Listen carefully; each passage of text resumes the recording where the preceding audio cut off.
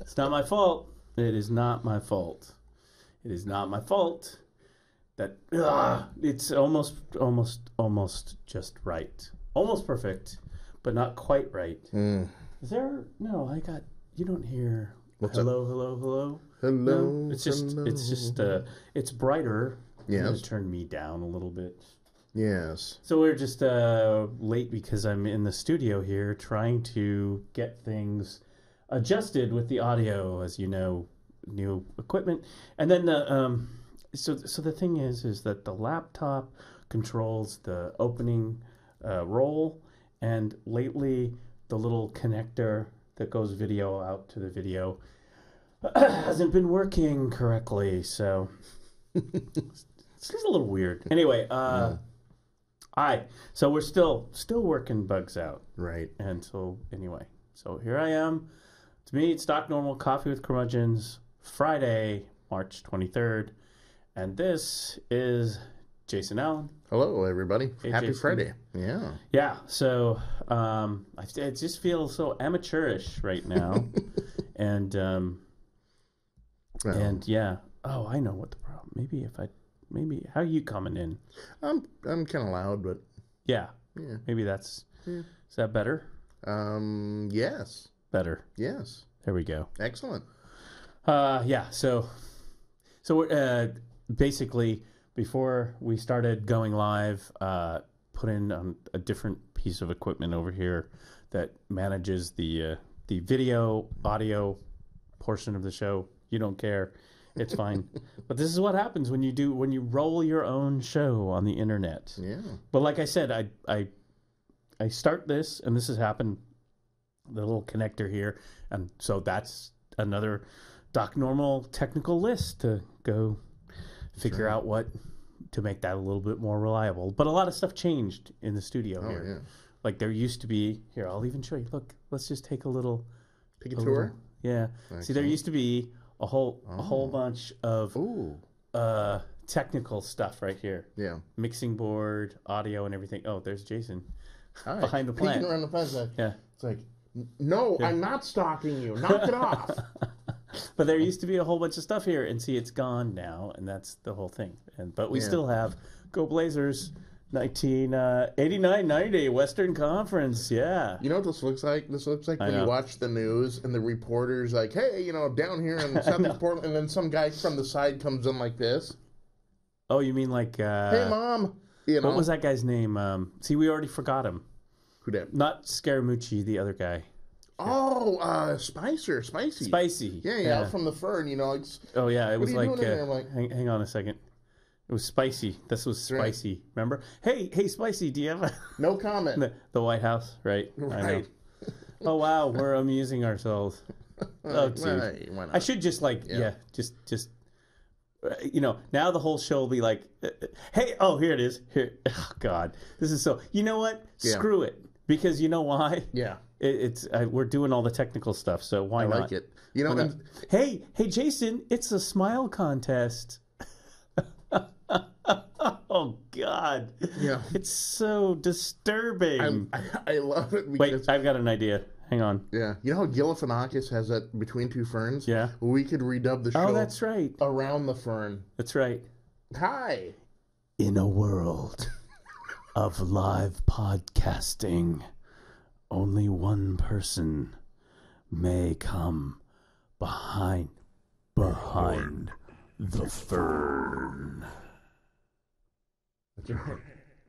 Oh, I like it. Oh, my God. Yeah. Oh, brother. Behind the fern. Let's amuse ourselves now. That's where I look best. I don't nearly utilize as much of that. That thing. Effects. And cameras and stuff. Yeah. We're just trying to get the show working. That's right. So we've been doing it for a year. In fact, I like that. I'm gonna dub that view. So we'll get one out. The stalker cam. Yeah, the stalker. Right. Peek around the corner. Hi. I know. We're see, it's working. It's not working again. The laptop is just not.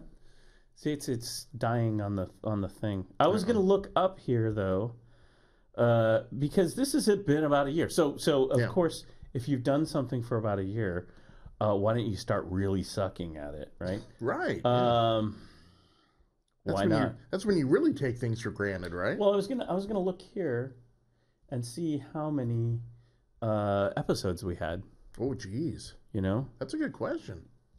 Oh, look, my Android is updating. Oh. Thanks, Android. Yeah, I was just gonna look here and say, well, happy. See, we didn't do anything special. No happy anniversary or anything. No. Kind of low key. Let's see here. 85 is what's posted right now. 85 episodes. Wow. So we'll have to do like 100 episode thing. Yeah.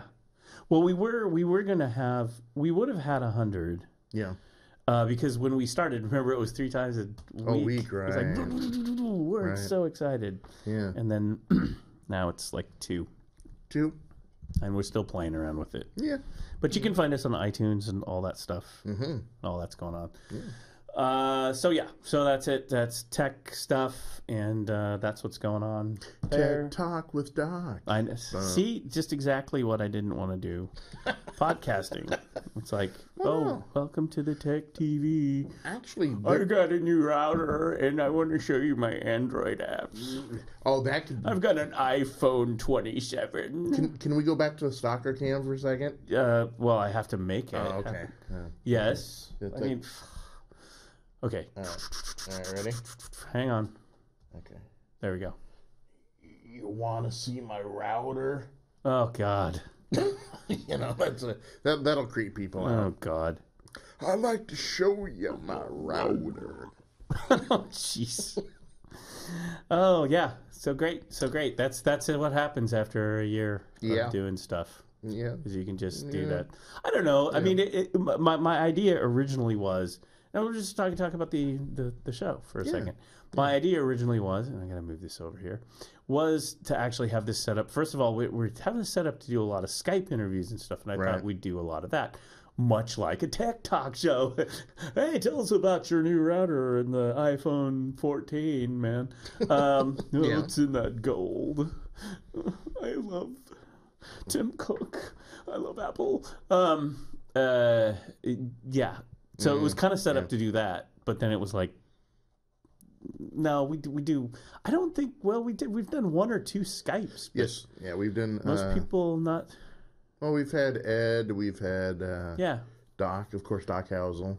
Yeah, but they come in on the phone though. Oh, that's true. Yeah, that's what I'm saying. It's like it's been like, so we have a call-in phone number and all that stuff, and and Skype for guests, and it's all set up in the studio, but it just ended up being us here, and now, like, people live in studio, which is fine. I always was like, that was always my last goal, is to set it up so we could have people come in. Right. And, you know, we're kind of doing that now. Yeah. And scrambling, because that actually means you have to have, like, seats for them and mics and... a camera shot, since we're on video. Yeah, it's a whole process. I mean, it is, and it's kind of.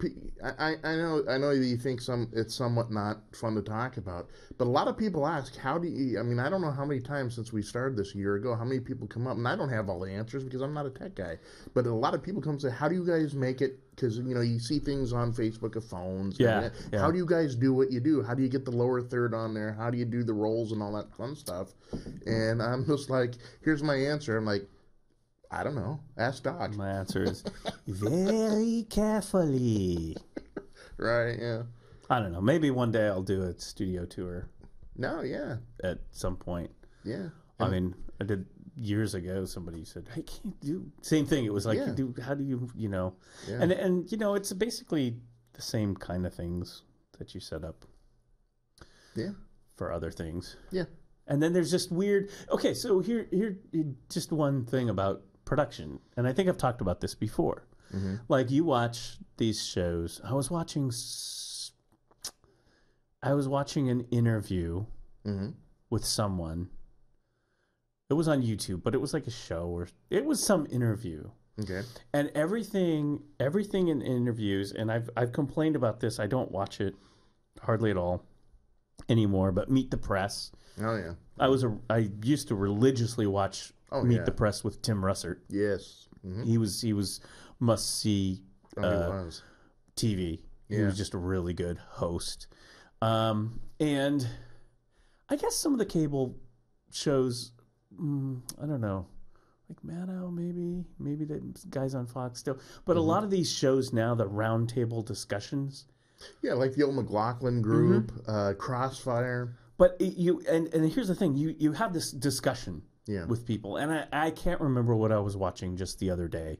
It wasn't Meet the Press or whatever, but I've complained about this on Meet the Press, where what happens is they now have a studio, and they have the people sitting around. Yeah. And what do? You know, like this here. It's like, hi, I'm talking. Hello, here you see me. Here, we'll take that down, right? Lower third. But here I'm talking to you, right? You're over here. There's Jason. He's talking to us. Now we're a little too cheap around here to have a camera with the both of us, just because it's like just one extra thing I don't need to deal with. Yeah. But it exists.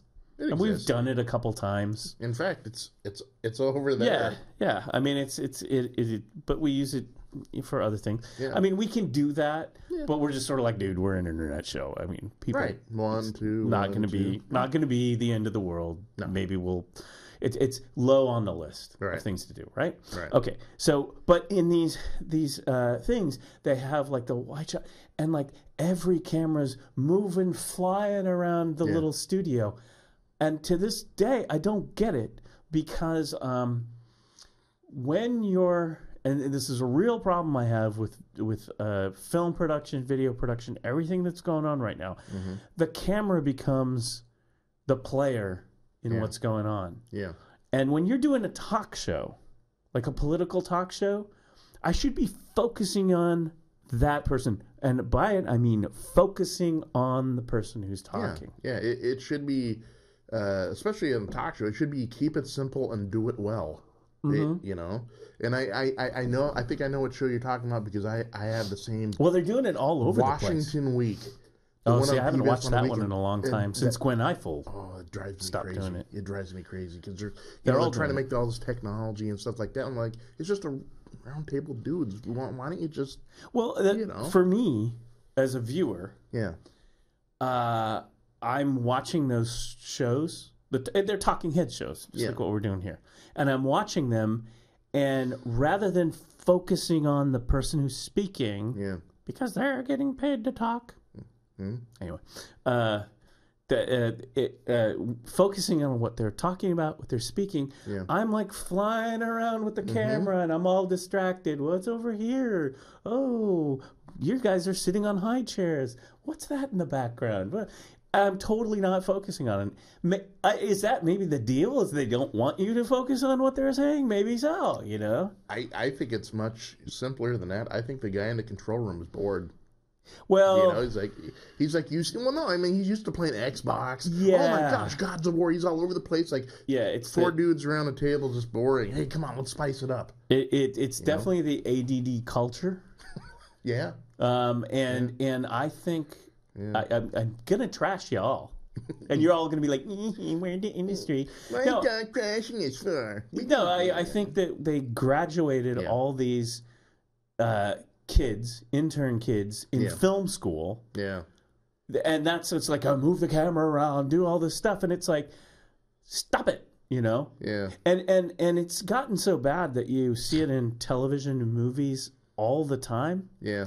And this isn't to say everything is for a reason. Yeah. Camera movement is for a reason. Yeah. This is not me saying a camera should never move. You shouldn't have camera movement. It should have a purpose to it. True. Yeah. Camera movement is dramatic action. And that's what it's there for. Way back in the old days with filmmaking, they used it, you know. But it's used for storytelling and dramatic purposes. Right. So, first of all, a talk show, in my mind, shouldn't have a flying around camera. I think the sports ones you see a lot not on the sports on the field, but when they're sitting around in the talking part, you see that. Like they're doing it in all the professional studios. Yeah. So I don't think it's necessary. It used to be. I'll tell you where I remember seeing it maybe with Meet the Press or one of those big shows.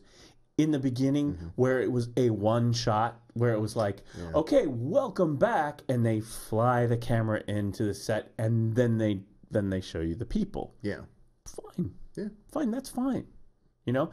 But it's like everything in America, you have to just beat it to death. Oh yeah. You ever heard this thing called auto-tune, Jason? Oh yes. Can I figure out about 1 million examples of things in America that we beat to death? Like flying cameras around.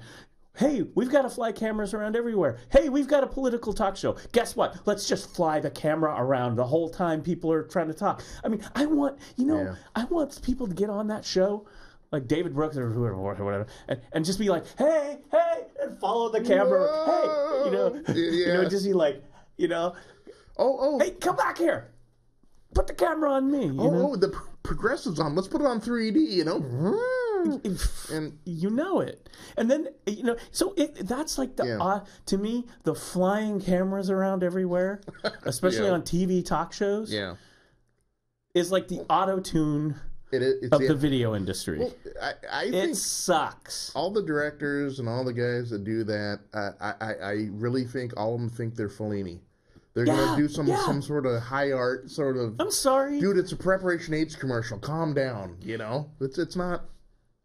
Well, or it's Meet the Press. Let's not be doing the spider cam where, Yeah. I mean, it's some kid, it's some kid who's just like, I've got to... And it's dramatic movement. You don't need dramatic movement when someone's talking, damn it. Yeah. You need to focus on the person that's talking. One of my favorite techniques in news and talk is the 60 minutes shot. Oh yes. Maybe we should maybe we should demonstrate. Okay. If I can. Oh, here it is. Okay. See, I should just be doing this the whole time I'm talking. Hey everybody. Hey. See, it's too sensitive to do a smooth flying around, but it would be the same difference. But my favorite one, which is kind of, I don't know if it's lost favor or not, is it's the 60 minutes. Okay. Which is the and Martin Short once did a really good one. I don't know if I can do it here, but okay. It's kind of like one of these. I don't know, Sam. I didn't sell cigarettes to children. I really didn't, But you need beads of sweat. Oh yeah, coming off you, The extreme close up. You remember that in the 70s? It was always the extreme close up. It's like, tell us about your bank accounts in the Cayman Islands. What bank accounts in the Cayman? I don't know. What are you talking about? Right. What are you talking about, Mike? I don't know. And you always got the handkerchief, right? You always got the handkerchief and you're just matting. It's got some sweat and sweat pouring down. You need to see beads of sweat coming off my face. You'd be like, I don't know, Jason. Right. No, I didn't go on the streets and sell cigarettes to kids. I didn't. No, that's a lie. Where'd you get that information? Who told you that? Keep close attention to him as we reveal the results of the polygraph test. Yeah, I know, right? Oh, God. Okay, now that's creeping me out. Yeah. I know. I gotta stop that. Hi there. Oh, it's called a safe shot, Jason. There's nothing. You are the safe shot today. There's nothing safe about this. I mean, we could talk about video production, right? It's like it's now I don't have my thing. Wow. I kind of like the 3D thing though when you go in and out. Whoa! Yeah, I know. Welcome to. We could call the stoner cam, and so like people are like, "Oh, dude, I'm so back. Oh, those guys, what are they doing?" I'm sort of back. See. Oh, yeah. Kind of. Yes. No. Kind of. Sort of. Yeah. I know. Well, what you do. So one thing you do when you do a traditional, and I think people should do this.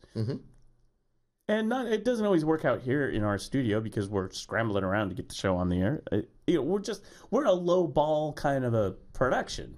It may look like there's all these things going on, but there's not an army of people. Yeah. Standing around here flying cameras around or whatever. I wouldn't call it low ball. I'm more of the easy Sunday morning school. Yeah. Yeah. I still. Well, eventually we'll do a kids show. Oh, it'll be bumpity. Just wait until you see this in clown makeup, kids. Yeah. Oh my God, it's John Wayne Gacy. Hey! You have standing. Yeah, I'll be the new bozo. I don't care. The new bozo, that's right. Because the old one, remember, he just passed away. 89 years old. 89 years old. Bozo's the guy who he was also some presenter. He did other talk shows and stuff like that. But right. Yeah. He can't remember his name. But the guy who plays Bozo the Clown has died at 89. Yeah. So I'll need a new name though because Bozo's a lot to live up to. So I'm thinking about something that starts with a B too. How about Bonkers?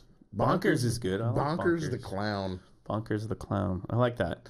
I like, you have, like I said, you have standing because you found out you were related to Rusty Nails. Rusty Nails, yeah. Somewhere in reality. In the woodpile. We talked about that with Amanda. Yeah, I had no idea. On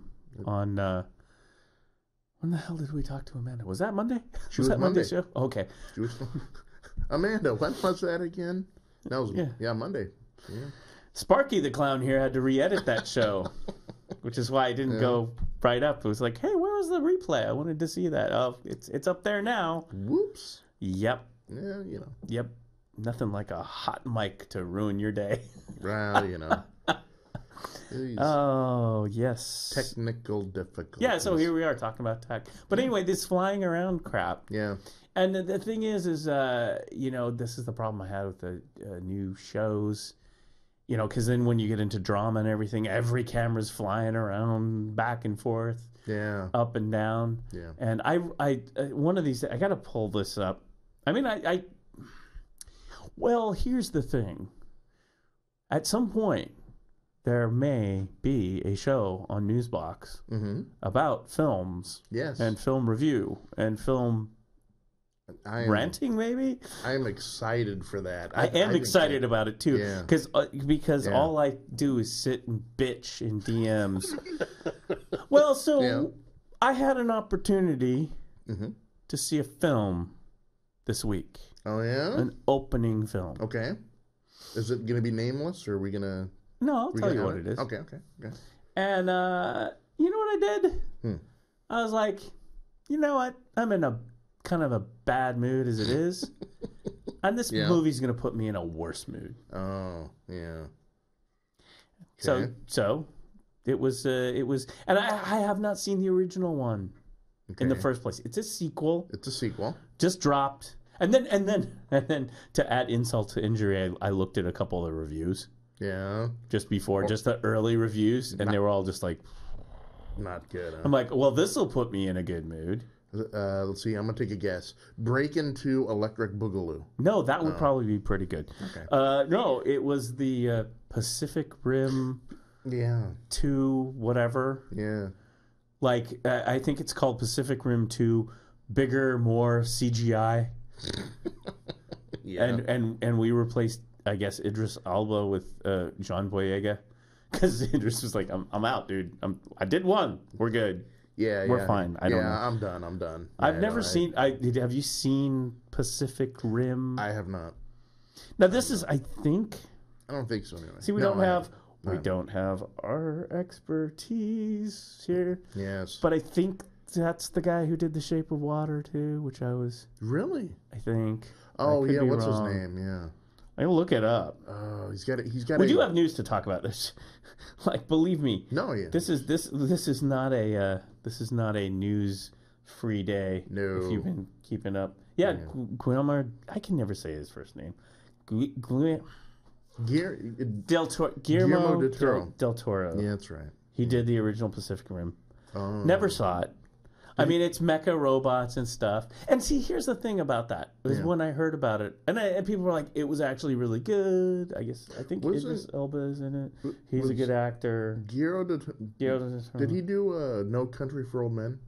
No, that's Coen Brothers. Was it? Yeah, Idris Elba was in it. No, that was Coen Brothers. Oh. Okay. So, yeah. So I was like, I think you're thinking of the actor. That's who you mix it, and yes, I've done that myself. Yes, I think you're thinking of the actor who's Ron Del Toro. Yeah. But anyway, I mean, I heard the first one was good. Never seen the first one. Yeah, I'm a little down on the CGI action flicks, and here's the other thing: mecha robots and giant. I mean, give me a good Godzilla movie from Japan. Yeah, Yeah. What's your favorite one, by the way? What's your favorite monster movie? What would it be? Okay, so I did, when they reboot Godzilla, and that was, I can't think of his name. Was that Matthew Broderick? No, they did. They did a Matthew Broderick. There's one before but it did not go so well, critically. I mean, I don't know, box office, I think it did okay. And I think that was Godzilla 2000 or something like that. That was the Matthew Broderick. I think I tried to watch it once. I think I tried. Yeah. And I like Matthew Broderick. No, he's Ferris Bueller, sure. But yeah, no, this was the Godzilla with the guy from Breaking Bad. Cranston. Yeah. That was Cranston. Yeah. And I believe it had Joe Morton in it, the guy we went to see speak at the Brother from Joe Another Morton. Planet. Mm-hmm. Yeah, I think Joe Morton. I think it was Joe Morton was the admiral. I think. Could be wrong. Look it up. Google it. But yeah, I saw that Godzilla, which was a few years ago. It was Godzilla in 3D, and that was that was one of these directors. It wasn't Rian Johnson. It was this other guy who was going to do Star Wars, but not Star Wars. No, it's the guy who did Rogue One. I should just look this up, shouldn't I? Because now it's just like that guy and that other guy. Why don't we have our movie expert? Gareth Edwards. Okay. He also directed the Godzilla, and he directed Rogue One, which, Godzilla 2014 was when that one came out. And I got to tell you, I liked Rogue One. I liked the Rogue One Star Wars movie. I liked what he did with it, and I didn't hate the Godzilla either. And unusual for me. I went with a friend because she was like, "We're gonna see it 3D, the giant, big, super giant screen and stuff," which kind of like the IMAX stuff. Yeah, it didn't help. But the Godzilla wasn't too bad. It had Bryan Cranston in it, that guy, right, the Breaking Bad guy, and he's a good actor, and so it had some good story. Anyway, so that was the reboot, and that was okay. It was like, okay, new Godzilla, and it had the elements of Godzilla in it. You know, it felt like they updated it, but they tried to make it stay true to the yeah. So that was my take on that Godzilla 2014. Okay. So somehow with all that new Godzilla, there was a remaster 50-something anniversary or whatever of the original Godzilla film. Raymond Burr, right? Yes. Yeah. The original Godzilla movie. Yeah. Like the first one in Japan. And they actually restored it. Yeah. It's black and white. Yeah. Right? And they played it, they put it out there in the theater. Kind of, I think it's kind of in conjunction with, we got this new Godzilla, but look, you can go to the art house and see the original. Yeah. And we went to see that at the Baghdad Theater, I want to say. I think it's probably the first time I ever saw the righteous Godzilla movie. I don't think I've ever really seen those Godzilla movies in the theater. We watched them on TV when you grow up. Yeah. Monster Theater. On weekends. Yeah. Saturday. Yeah. Or sometimes, if you're lucky, on a weekday. Yeah. And so I've seen all those movies, but it was always on the little TV. Yeah. So it was a trip to see it, the original Godzilla in the theater. And, it was damn good. Good, yeah. It's actually, like the Planet of the Apes movie, it actually is better than you think. Yeah. Because it was the reason, things have sequels and things go on and go down these different paths is because the original was actually good. Yeah. And like people critically were like, hey, actually that's a good movie and it's usually unique. It's like, we've never seen a guy run around in a rubber suit before and smash Tokyo. How interesting is this? This is a first. And so you see how it spawned all these other oftentimes cheesy sequels. Yeah. But the original Godzilla was really a good movie. Yeah. And it has just all this it's kind of sad and dramatic, like not in a cheesy way. You're just kind of like, wow, It's very unique if you put yourself in that period of time. Right. Which I can't remember. I want to say it's early 50s? 54, I think, was the first one. Okay, there you go. Yeah. So so if it was 54, then this came out in 2014 the Godzilla, so that was the 50th anniversary. 50, 60? 60. Like that. Yeah, it would be 60th anniversary. Yeah, so I think it was 60th anniversary of Godzilla. So that was really cool. Yeah. And it was really good. Thinking back to the days that I watched, and they got this Pacific Rim, which is mecha robots and monsters. another play on that. There's also like Monster Island or something that's coming out or whatever. Well, there's new ones. There's new ones of those too. Yeah. My favorite though of all time is the old Godzilla and Monster Island, where it's got the little Godzuki. You remember? And he can't. The kid? He can't do the flame. All he can do is like. I was going to say that's one of my favorites. The smoke rings. It's not Godzuki. It's I thought it was Godzuki. Is it? His kid, Godzilla's kid. I thought he had a different name. Maybe you're right. Maybe you're right. I was going to mention that. I was going to give that honorable mention. Yes. And Godzilla and the kids, he's like Scrappy-Doo. It's like Scooby-Doo and Scrappy-Doo, and the kid keeps coming around, the little monster, little Godzilla, and he's blowing smoke rings. Yes. And Godzilla's like, get the hell out of here. Right. He's always knocking him over with his tail, right? Yeah. And then Godzuki goes rolling. He is a little scamp. I love that little dude, little smoke rings. Yeah. I'd love to take him to parties. I think that'd be cool. Is it his son or his nephew or something? I can't remember. Can you imagine the sister Godzilla? You have him home by 8, you know? Well, I mean, but that's how those Godzilla movies worked. And they were cute and genuine and fun. I liked. I remember Godzilla versus King Kong was a good one. Yes, that was a very good one. How about Gamera? Gamera is very good. Where they have turtles flying around. See, then with Gamera and that, you get into all those Gameras and all that. Yeah. And then you get into in the 90s with Mystery Science Theater. Like they cut their early teeth in the early seasons of that show, Mystery Science Theater. Like they would show like Gamera and all that. I still remember their song, Mystery Science Theater, song about Gamera. Gamera is really neat. He is full of turtle meat. I love that. Gamera was the one with the two twins that would sing? No, the two twins. Oh, that was Mothra. Mothra, yeah. Because Mothra would show up, then you got the twins doing their, stuff. So, I mean, but the thing is those movies were cheesy. Oh, even when you were a kid, you watched them. They were a good cheesy. They were like a cheese whiz it was type like, of cheese. Even so, people were like, "Oh, did you watch these? Were you scared when you were a kid?" No, they were fun. They were silly. They made you laugh. They had a little kid Godzilla blowing smoke rings. I mean, they made you laugh. Godzilla. Later he develops this huge sense of humor, and I mean, he doesn't talk, but there's always like some weird Godzilla thing. And that was the element. It was like watching the original Batman TV show. Right. We weren't scared. It wasn't like The Dark Knight. Christopher Nolan. It wasn't like that. It was like, no, I'm Batman. I've got purple tights. Right. And then the Joker wasn't like Heath Ledger, which is amazing. Psychotic, sort of. I mean, it was Cesar Romero, for gosh sake. Yeah. He was great, Burgess Meredith as the Penguin.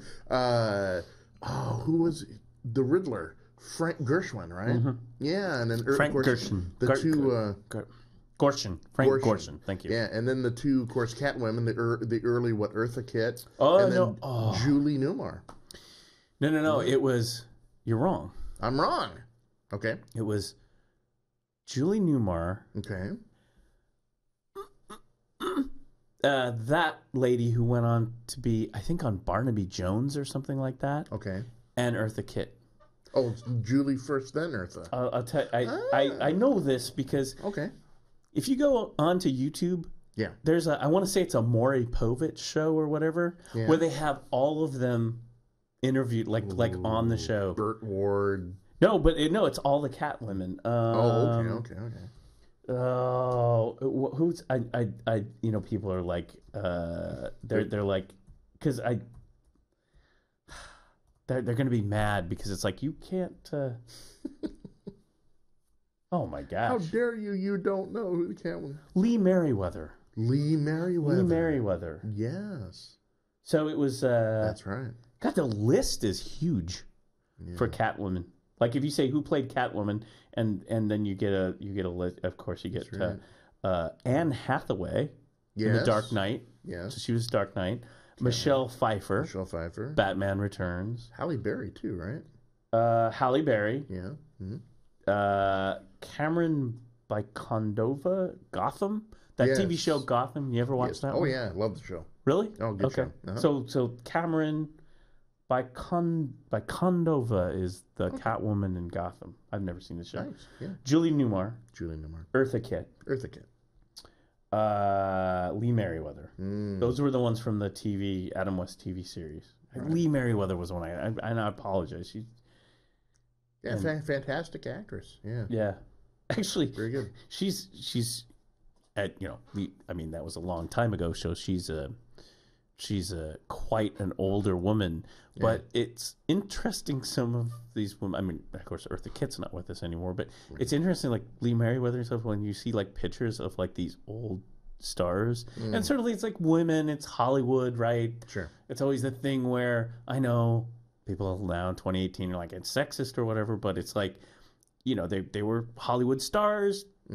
They were glamorous, they were beautiful then, and it's always interesting. Like sometimes you see the pictures and these people are like, these women are like in their like 70s and it's like, wow, still looking good. Yeah. I mean, it's like Sophia Loren. She when she was on that movie, I think Grumpy Old Men, right. Yeah. Anyway, she is. Yeah. There's others in here. Zoe Kravitz played Catwoman in the Lego Batman. I never did see that. I didn't. I don't know. I'm sure one of my kids has. I haven't. Yeah, Zoe Kravitz was Catwoman. But anyway, so that's kind of the whole Godzilla thing. They were cheesy. They were fun. They were silly. Like the Batman.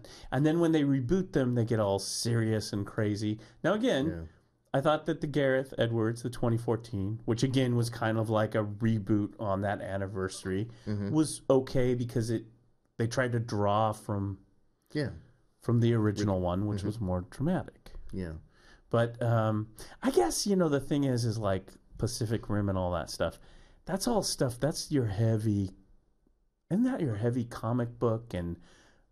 the Japanese animation stuff and robots and all sorts of stuff. Yeah, I'm just not that deep into that. No, me either. Richard, Buddha. He's but there's all what do they call it? There's tons of anime stuff. And it's always little elfin kids in giant robots, or something. I mean, it's just like, that's cute, I mean, I'm not 12. I mean, no. I know, I like adults, right? Yeah, some get into it. They're like, and I'm just like, I remember going up to a guy's house as a family, kids, and he's watching, hey, have you seen this? And again, this is not, I'm not trying to denigrate that whole thing. I get it. There's art. There's actually drawing and animation. Sure. It's like Disney, whatever. I mean, there's real art animation. But it's just, I'm not 12, okay? I know. I mean, look, I like Star Wars and Star Trek, okay? You can pull me in. I like some Batman. I like some of these things, you know? I mean, you do pull me in here and there. I'm not saying I'm pure. Yeah. I'm not like, it's the French New Wave or nothing for me. Right, yeah. Only adult films. Stormy Daniels films. But a little late on the bell there. Sorry. But it took me by surprise. It took me a minute to process. I know. Stormy right, the news. We got a lot to talk about. Yeah. But, why not BS about irrelevant stuff anyway? It's kind of like what we do. But it's how we roll. It's how we warm up. But yeah, it's like so I do those things. Yeah. I'll do a Star War. Because I just am. It came out. I like the Star Wars movies, the original ones. Mm-hmm. And so it's like, in fact, I believe it or not, I've even watched their animated series. Oh, the Star Wars one? Yeah. Uh-huh. So I watched it for a bit too. Yeah, I used to listen to this podcast. There was a guy I sort of know, podcaster, who was on there, and it was a Star Wars podcast. And I got hooked on it because it was interesting. And the thing with the Star Wars is the original trail, everybody knows that, that, and everything. Yeah. Darth Vader, all that good stuff, right? Sure. And then, Disney bought him or whatever. But before that, George Lucas said, I'm going to make another trilogy, but I'm going to go back and show you what happened in the beginning. It's going to be the story of backstory of Darth Vader. Yeah. And so I watched all those, and I did not understand it at all. Really? Like most people. It was like... was it just too much down the... the rabbit hole? Or... It just was like... I don't know. It was... And I've rewatched them, and there are people, a lot of original people who like the Star Wars didn't like those. And then kids grew up and saw those first, and they liked them. So there's a lot of Star Wars fans who like those the prequel trilogy. So I watched it, and I sort of got parts of it, and I get it now. But I listened to this Star Wars podcast, and I found out in the Star Wars podcast that there was this animated series that had been going on for years on cable. I don't know if it was Cartoon or Network or something. Clone Wars or something? The Clone Wars. Yeah. And it had been going on for seasons and seasons. Yeah. And then it had dropped on Netflix. You could watch the whole series on Netflix. I don't know. It might still be there on Netflix. Yeah. But it's like several seasons. Yeah. And basically the deal was, if you're confused by these Clone Wars and all the stuff going on in the prequels, this animated series, if you can watch an animated series, will explain this stuff a whole hell of a lot better. They'll go into the stories and stuff. And so I was kind of like, oh, well, maybe I should try it. So I watched it, and then they kind of suggested, well, watch, you don't have to watch these episodes, watch this story arc, and it will explain this thing about Yoda and why this happened and that, and stuff. And so I got hooked on that Clone Wars thing, and it filled in a lot of the blanks for all this stuff. And George Lucas did it. So, it was like, he was like, doing it, and then he had this animated team. And so I was like, okay. Yeah, that helps. Now I can sort of get the prequel Star Wars world. Right. Like there's stuff like if you the Force, use the Force. Almost everything they've ever explained about the Force was in that show. Is in the Clone Wars. Oh, gotcha. There's some stuff with Yoda and stuff, and there's like this planet with like the Holy Trinity. I'm not kidding. That's the Force and all this stuff. Wow. They go into all that. And you're like, oh, wow, okay. Wow, there's a lot more. Now I get it, Yeah. So anyway. Okay. So based on that, then they did the Rogue, Disney bought this, and then they did the Rogue One, and then the new ones, The Force Awakens and The Last Jedi and all that. Right? Yeah. They're doing the Star Wars movies like Marvel. And so then they did this animated series called Star Wars Rebels, which takes place right before Star Wars 2 as well. Okay. Like Rogue One. Yeah, kind of like the lead up to... Yeah, like Rogue One. In fact, they even fit a couple little things from the animated series in the movie Rogue One, just to show, see the robot there? Yeah. Rogue One, he's still around. Okay. And so they do that. And so based on the Clone Wars, I watched that Star Wars Rebels. And it just wrapped up like a few weeks back, which I had missed the finale. So I watched the finale. Yeah. And it was good. And again, they get into more stuff about the Force, right? Because the Force is always mysterious. Oh, yeah. The magic. Yeah. And so they got a lot to explain. They got a lot of explaining to do about that Force. That's right. So that's all right. It was good. It was all right. Okay. Yeah. Gotcha.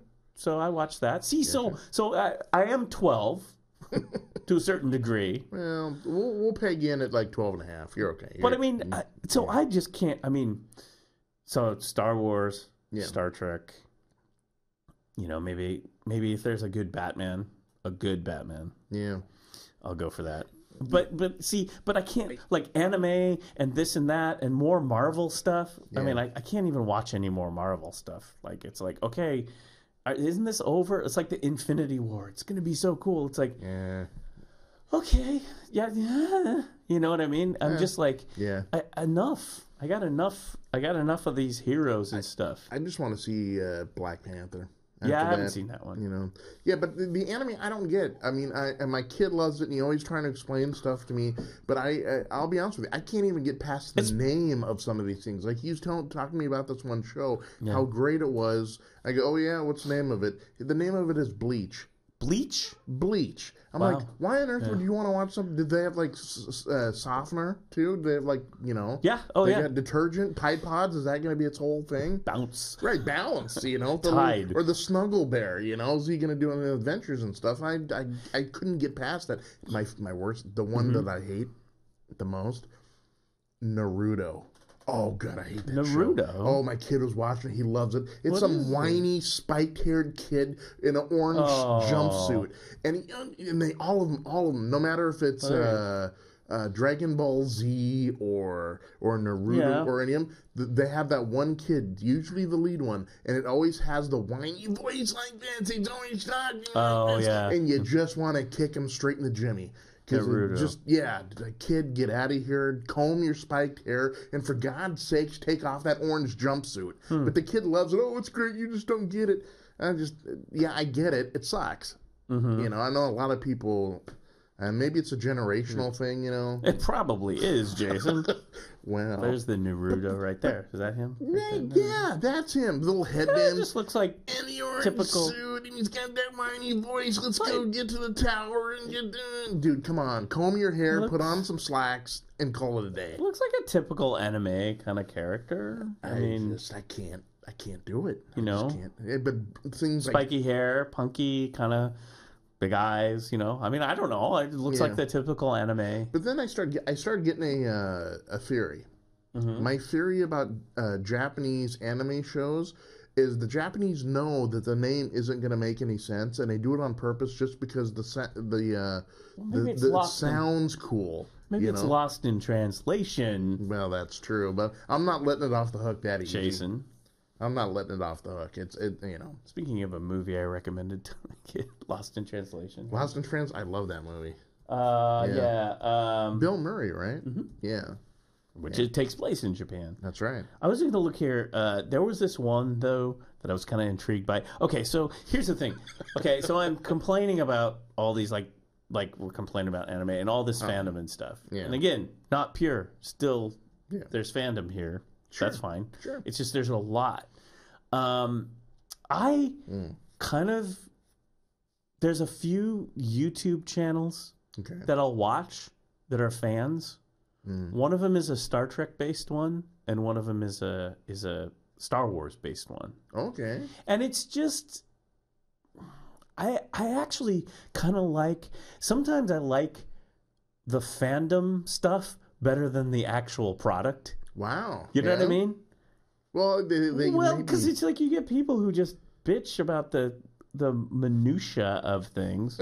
Not necessarily bitch. I'm raising my hand over here. Yeah. It's like Naruto. Not necessarily bitch, but anyway. You know, and then you learn something. But I was gonna look here. These guys with this Star Trek one. Here it is. They talked about an anime thing. And space, because they talk about spaceships. Like literally, these guys, that's what they do. They talk. Now, when the Star Trek was going on and stuff, they actually talked about the episodes, so they had a very good show recapping the new Star Trek series, and then they'll review the movies and stuff. Yeah. But their basic premise is they look at all the different weird spaceships, and it could be like, oh, this board game had this weird Star Trek spaceship. We'll analyze it today. Look at where the warp, you know, it's so nerdy. They're breaking it down. So nerdy, but they do a good job with it. Okay. If you do a good job with it, and you're honest. But we're talking about this anime thing, and I remember that they were talking about spaceships, and they did this thing, Battleship Yamato. Have you heard of this? Have you heard of this? Didn't that get sunk at Midway? Yes, it did, Jason. Thank you. But in this anime, Japanese anime, in the future, I think when aliens are attacking the Earth, I think it could be bad. We could have friends who would be like, well, actually, Battleship, you know. Right. For some reason, the Earth forces, for some really cool technical reason, raise the old World War II battleships. Oh. Outfit them with like warp drive and stuff and fight with them. Oh, God. Yeah. You gotta see this, man. Come on. We're being outnumbered. Come on, raise the Titanic. Let's go. Or, hey, the Yorktown. Let's get that going on. Exactly. I got to show you. I got to show you the images. Bob, we're in bad straits. It's time. No, you don't mean. Yeah, I mean it's. Here it is. It's time to raise the Arizona. Okay. So there's actual pictures of the Yamato, the battleship, which was a Japanese battleship in World War II. But here is. I'm trying to. I want to show you this. Oh, Yamato. Brother. Here it is right here. So this is what it looks like from this anime. So it's the actual battleship Yamato, and it's refitted. It's got like a shuttle thing, and the battleship cannons are not laser cannons now, and you see that it's kind of flying through the atmosphere. Yeah. So this is a whole popular anime series where they're fighting the whoever the bad guys are with old World War II space battleships. Oh gosh. I don't know. I thought it was kind of inventive. Is it? And you know, let's be honest. Leave it to the Japanese culture. No, yeah. To invent something like that. Well, what I mean, there's only so many they can raise, right? I mean, what if they need to go deep in inventory? What are they going to do? Start raising the old Spanish galleons? Well, I think it was the old Portuguese galleons. No, I mean, I think but you saw in that design that they took the actual design of the real battleship, and then they put like light speed engines and rockets and stuff on it. I mean, it's kind of I was kind of like, okay.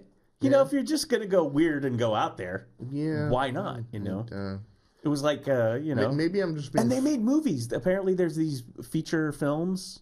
I mean, they're animated, but they did, like 3D animation and stuff. I'll ask the Buddha. He's I was just going to say... cutting edge of... He probably knows what it is. I'm sure he Battleship Yamato. I'm sure he knows it. He's seen it. He's probably been to the conventions. He's all in it.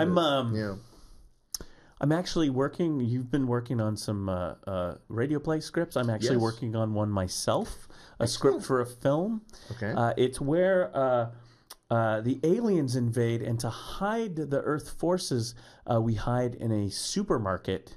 Ooh. And I've titled this Battleship Clamato. I like it.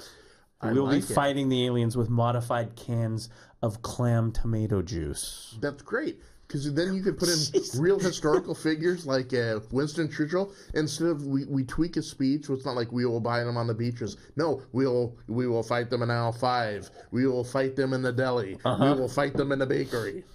I like it. We will never surrender. It's a giant Clamato can with it's like Attack of the Killer Tomatoes with lasers on it. Pew, pew, pew, pew, pew. And their dying line is they just get their dying line and like, oh, I should have had a V8. Oh, and then, the jokes haven't gotten any better since Amanda's been here. That's for sure. Wow. I know. That would be good though. The president of Earth could be Andy Warhol, and he'd be protected by giant cans of Campbell's soup. Yeah, Salvador Dali could be his VP, and they get the melting clocks and stuff. That'd be great. Yeah, the aliens wouldn't know what hit them. Oh, and then because we've got to have someone sneak undercover, right? They've got to go behind enemy lines. They've got to do something. I'm thinking, let's build out another Andy Kaufman. Let's bring back Andy Kaufman. He's there. Oh yeah. Absolutely. He's doing his thing. Here I come to save the day. Like that. Oh, perfect. Well, I am of the theory that if we ever did get attacked by extraterrestrials, Earth. Yeah. And, the movies are always like, oh, we have Independence Day, or, it's like, oh, flying and this and that, Yeah. I think that's all BS. Yeah? I think comedy is our savior. I think comedians and comedy, because they won't know. Yeah. Right? And to me, They did this in a Star Trek once, I think. I think I got this idea in a Star Trek where they went to a planet and they couldn't, like, overcome these things. So they just confused the hell out of them. And I think that's how you do it. That's our saving. That's how you fight aliens, extraterrestrials. Just confuse the hell out of them. Right. Be so random and quirky. Yeah. They would just give up and go home. Like, Rip Taylor. You know, glitter and... He's a part of the delegation that they meet. Horns. You're the president? Yeah. That's right. Exactly. You know? Yeah. Just like, just confuse the hell out of them. Glitter, you know. Well, we would... Just rubber chickens and stuff, you know, to the point where the aliens are like, okay. We don't shake hands on this planet. Exactly. You know? Exactly. I got it, though. They would already be confused even before showing up, because think about it, they're basing their whole research on probably radio waves and TV transmission. So they're like, oh my gosh, they've got a country down there called Fredonia, and that's got a guy with a painted on mustache, name of Groucho, you know. Rufus T. Firefly, can you take me to your president? Rufus T. Firefly. See, that would be the other problem in reality, is if extraterrestrials were to come to Earth, they have already been introduced to us by our radio and television signals. Yeah. And so, you know, as in most, like the movie Contact was a good example. Yeah. Star Trek is a good example. Yeah. You know, it's kind of like the God in the Burning Bush in the Old Testament. It's like you can't really... You know, for those biblical scholars out there, you know the story. Hey, you as a human being cannot look into the face of God. Look it up. And so, like, you know, Moses and stuff. It's like a burning bush. It's like, what's this burning bush talking to me? Well, it's God. This is the best I could do. Not a lot of CGI back here in the Middle Ages, in the middle time. Yeah. But you know, nowadays we'll just come back as your dead uncle or something. Sure. Something familiar. Right. So aliens always come back at like something familiar because you can't work them out. Right. So I mean, I assume that if extraterrestrials came back to Earth, they would come back as Ricky Ricardo. Yeah. You know, the honeymooner. Yeah, the Jackie Gleason, you know. Because this would be the first like bits of television. You know. Yeah. I mean, it would be uncomfortable. It would be like. That'd be great. Alien shows up. Hi, because you're expecting some weird alien name from the planet, you know, Zebulon 5 or something. But he comes down like... No, they'd have to disguise themselves as humans. Hey, and their only example would be like sitcoms from the 50s and the 60s. Yeah, they're like, aren't you Soupy Sales? Yeah, it'd be like, golly! That's great. Shazam! Shazam, Shazam, Shazam! We're from... Right. Or, you know, they're like little kids. Sagittarius Reticular, how you doing? Wow, those guys are just kooky. I love aliens, you know? Yeah. Yeah, I mean, because what would they have to build on, you know? Yeah, that's true. They have not a whole lot, you know? American TV. Just a bunch of American TV. Uncle Milty. Milton Berle. Yeah. Oh, that would be They'd come down as the Beatles. I mean, it would just be like Elvis. Oh, that would be great. Elvis would be a great alien. That would be perfect alien ambassador. Yeah, maybe, you know, Ed Sullivan shows up. Yeah, you hello. Know. Yeah, hey, come down here from Zebulon 5. Yeah, it would be perfect. Yeah. That would be great. Elvis is an alien. Mm-hmm. You know, there is a line of thinking out there that Elvis is an alien. Oh, yeah. There's the Men in Black shows. No, actually, the Men in Black shows. Yeah. Those movies. Yeah. Tommy Lee Jones, Will Smith. I like those. Yeah. I thought those were good. Even was it the third one? The third one where... Brolin? Josh Brolin. And, that was good. Linda Fiorentino. I like those. Yeah. I like those Men in Black movies. Those were entertaining films. They were. Of course, you know, the talking pug. Vincent D'Onofrio was the cockroach. Yeah. Yeah, those were entertaining. Yeah. I like those. I dig them. Had a good sense of humor to them, you know. Yeah. Yeah. They're just hanging out on the earth. They're watchable. Kind of, actually, Back to the Future. Kind of watchable. Back to the Future, yeah, they're watchable movies. Now, heck, we're literally right now we're reliving Back to the Future too. I know. Biff. Our President Biff. So one thing that Ringo Starr has that Elvis never had. Yeah. Is a knighthood. He did. He got knighted. So he was knighted this week, right? He was, yeah. William, I believe. Was it William? I believe so. Yeah, the oldest one, William. The kind of bald one. Yeah, it's like William. I remember him when he had a I saw the hair. picture. There's a picture of, and they put them up on a pedestal, so Ringo looks down like this, and they're just looking at each other, and I just wanted to caption it with William saying, "What would you think if I sang out of tune?" That's right. And Ringo, "I'll get high with a little help from my friends." Right, yeah. "I'll get by." Yeah. I watched that ceremony, and... you watched it? I did. I watched YouTube? Yeah. You like that royal... Yeah. You traitor. I know. Oh, no. You're traitor OG. No. This Russia stuff, traitor stuff, got nothing on you. You're a Britishopphile. You're one of those Anglophiles, aren't you? I'm sorry, I'm a patriot. I'm a patriot. I don't truck with any of them. I don't know no king, queen, country. I'm gonna put that T in the river. That's right. Bay. I don't know what you guys do over in that island of yours, but I'm going to tell you something. Over here, they're coming back. That's right.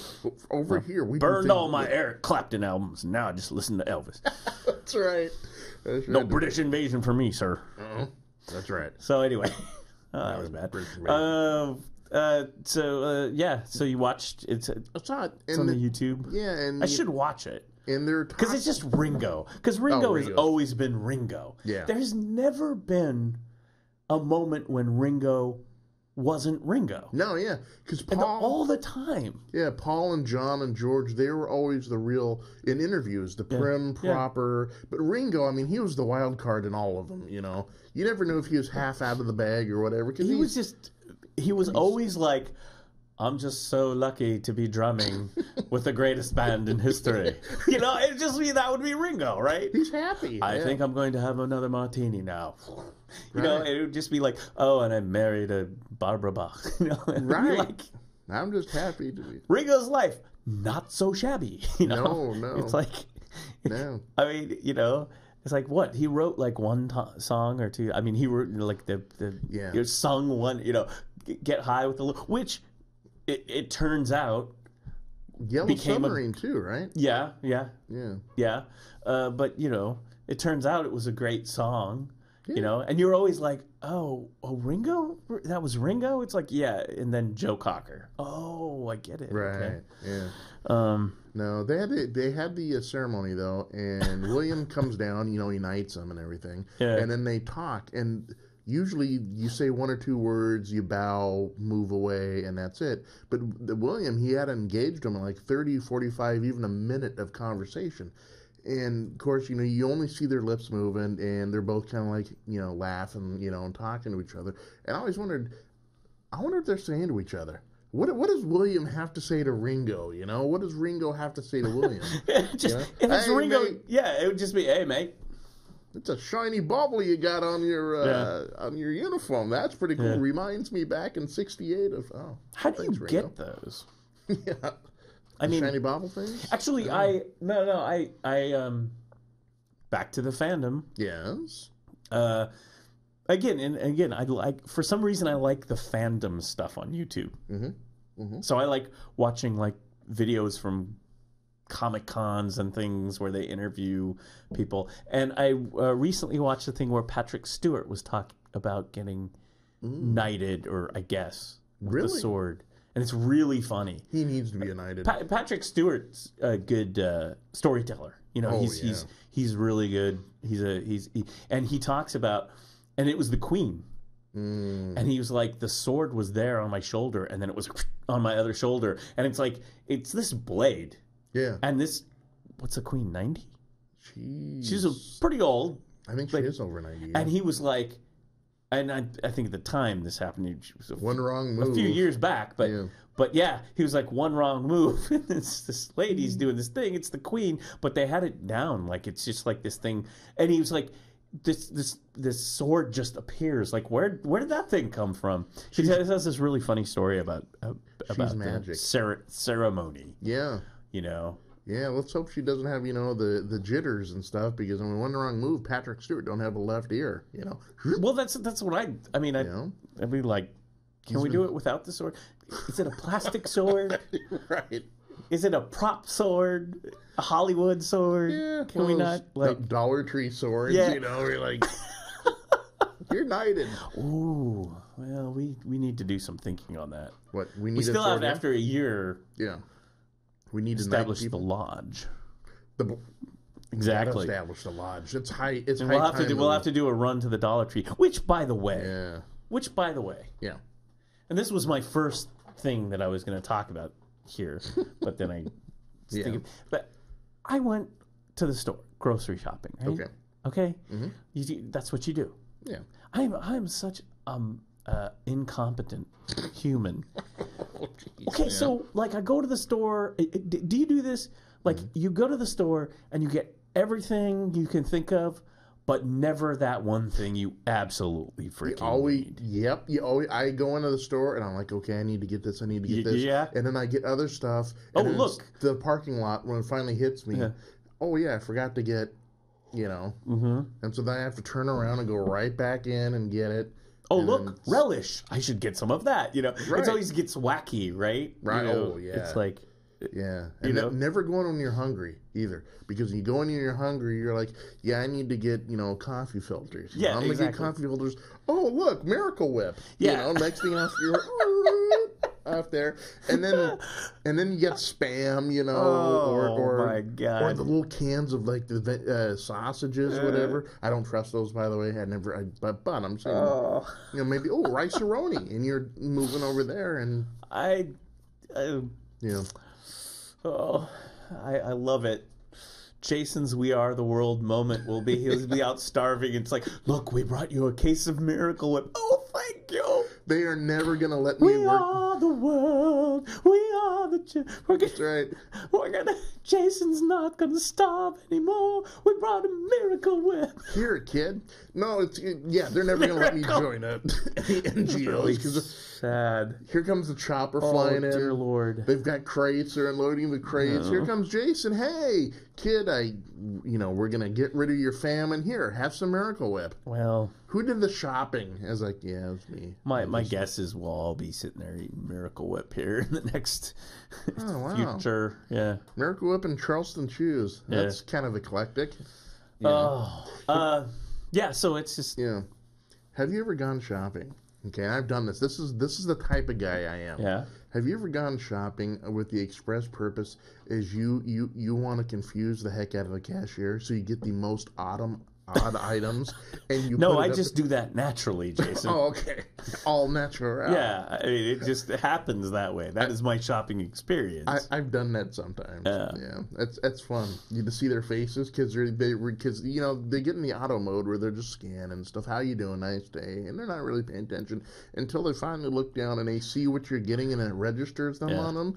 Like, wow, he got peanut butter and Miracle Whip.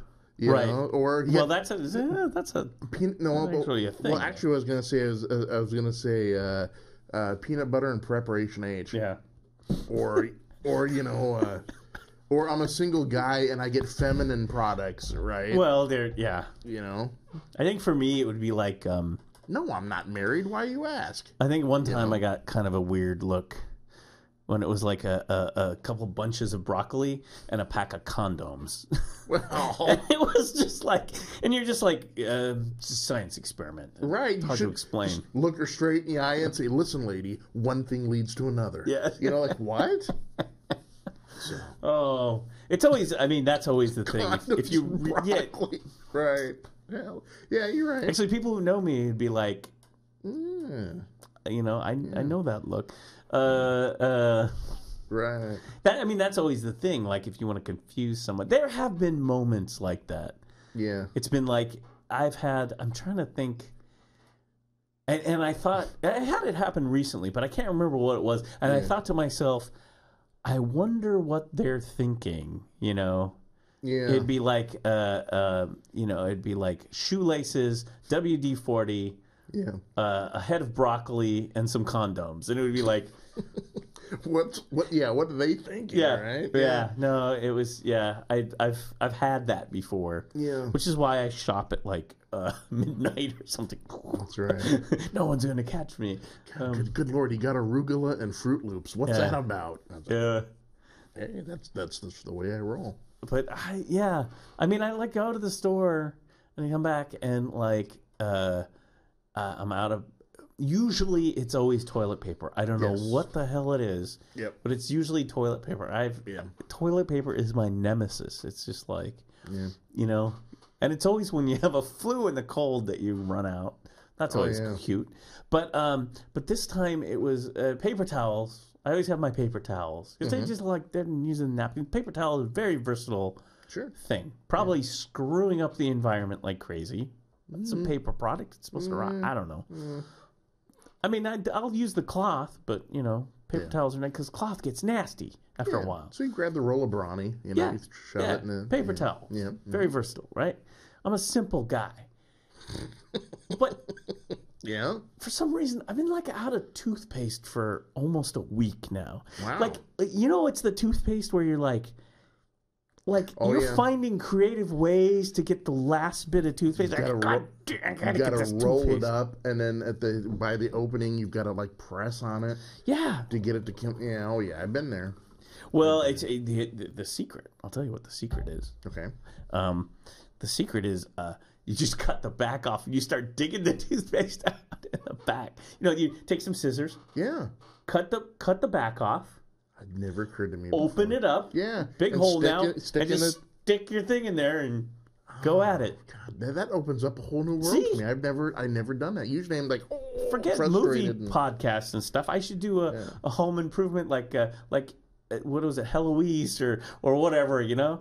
Around the house with Doc Normal. Home ec with Doc, you know. With a Martha Stewart thing. Have you ever had a problem with running out of toothpaste? Chop off the end of the toothpaste and stick your brush in. Life lessons with Doc. Exactly. Hi, welcome today. Today's show, we're going to be talking about the magic of waffle irons. Yeah. Oh, sweet. You know, I love it. And we'll be making a cherry jubilee. Hey, you got me hooked at, I'm there. Strudel, I'm in. First, get a 12-pack of condoms. That's right. Don't forget the Brussels sprouts. Like, oh, okay, cool. All right. Fill the condoms with Miracle Whip and candied cherries. Cutting the reservoir People are tip. Like, what are they talking about? Right. Yeah, cutting the reservoir tip. You can actually use that to put frosting on a cake. You could actually. Right. It's not going to break, right? No. You know. Oh, wow. That cake is great. Honey, what are you doing? Frosting the cake. Oh, could you just imagine that image as you're walking in the door? Right. That cake looks great. And hey, it's ribbed for her pleasure. Anyway, sorry. We do tend to think, no, it's not. I was going to say something else. Well, you know, there's a lot of life lessons. Or maybe, you know what, to throw the tech into it, we're going to call the show Life Hacks. Yeah, Life with Hack. Dog. Yeah, I got life hacks. Well, I mean, so I did all that, and I even have a toothpaste saver thing that you put on there. Yeah, you put it on there. It's a little clip thing. Or whatever. And whatever. And it was made by our internet guy he has like the printer. Oh, okay, 3D printer. 3D printer. Yeah. And so, like, he was getting it tested out. And I actually watched him make this thing right there. Here, you want this? So it's like, and I actually can use it. I've actually used it. But, you know, it gets to the point where it's like, I can't, there's no more toothpaste. Yeah. And then you're like, here's a life hack. Yeah. What do you do if there's no toothpaste? You go OG. You go OG toothpaste. Okay. Baking soda. That's what they used to do. That's right. Little Arm and Hammer. Yeah. Baking soda? Back in the day, they'd call it that's what you use. Tooth powder. Yeah. And it you was use baking soda. Yeah, it was a base of baking soda and mint or whatever. Yeah. It's not going to be minty. No. But use baking soda. Yeah. I don't have any baking soda. So I'm still me either. Screwed. You know? And so you're sitting there, you can still brush your teeth without anything. It's still helpful to brush your teeth. Yeah. It's just more helpful with toothpaste and baking soda or something, but Sure. you still brush your teeth. But your mouth's not going to be minty fresh. No. And then it's like, are there any mints? No mints. Are there any? I mean, it's just like it's always this crush up Tic Tacs. No Tic Tac. I mean, and then I went to get, because I was going somewhere and I knew I had gum in the car, so I went to get gum. And I've never seen this before. I opened it up and it was a liquid, and it's like cold. It's like it's not. We're not like, this isn't like 105 degrees here. Liquid, like the oils or whatever in it. No, I just opened up the Trident, whatever it was, and the gum in the little packets, they just kind of liquefied. Go figure. I know. I don't. So that worked. I don't have an answer for that one. No, I'm just saying. So nothing. Nothing for the minty fresh breath. So I'm like going, I gotta go to the store and get some toothpaste and some stuff. And it's always that. It's always. I always miss the main thing that I need. If there's one thing, and it's worse when you're married or in a relationship, because the spouse tells you, don't forget this one thing. Yep. Don't forget the bandages for the head wound. Right. Yeah. The dog will die, or whatever. What do? You come home with cherry jubilees. You come home with it. No bandages. No, not that critical thing is gone. Bonbons and bacon. Yeah. You come home with that, like, that's not gonna work. Oh, okay. Yeah. Yeah. And then you gotta go back. I'm sure that happens to you. TP is my big bugaboo. Yeah. Everyone's, you gotta, don't forget the toilet paper. Okay, I won't. It's all good. And then what do? I come back, like, look, Raisin Bran. And then, like, no, you're gonna have to go back out. Yeah, I know. Well, and then, I've always been like, in a relationship or whatever, I've always been like, send me a list. Send me a list, and I will comprehensively look at this list and go through and check it off. So I'm going through like this, I've done like a moron. Have her text me of the list or whatever. Yeah, here's the list, right? Yeah. Somehow it doesn't help me that much, though. But the problem is when you do that, then you get a text that's longer than you expected, and you're like, what do we need that for? Yeah. What do we need? WD-40 and shoe polish for? Whatever. But then, if you're just a mess up like me, what are you going to do? Send yourself a list? I guess so. I'm sure there's apps for that.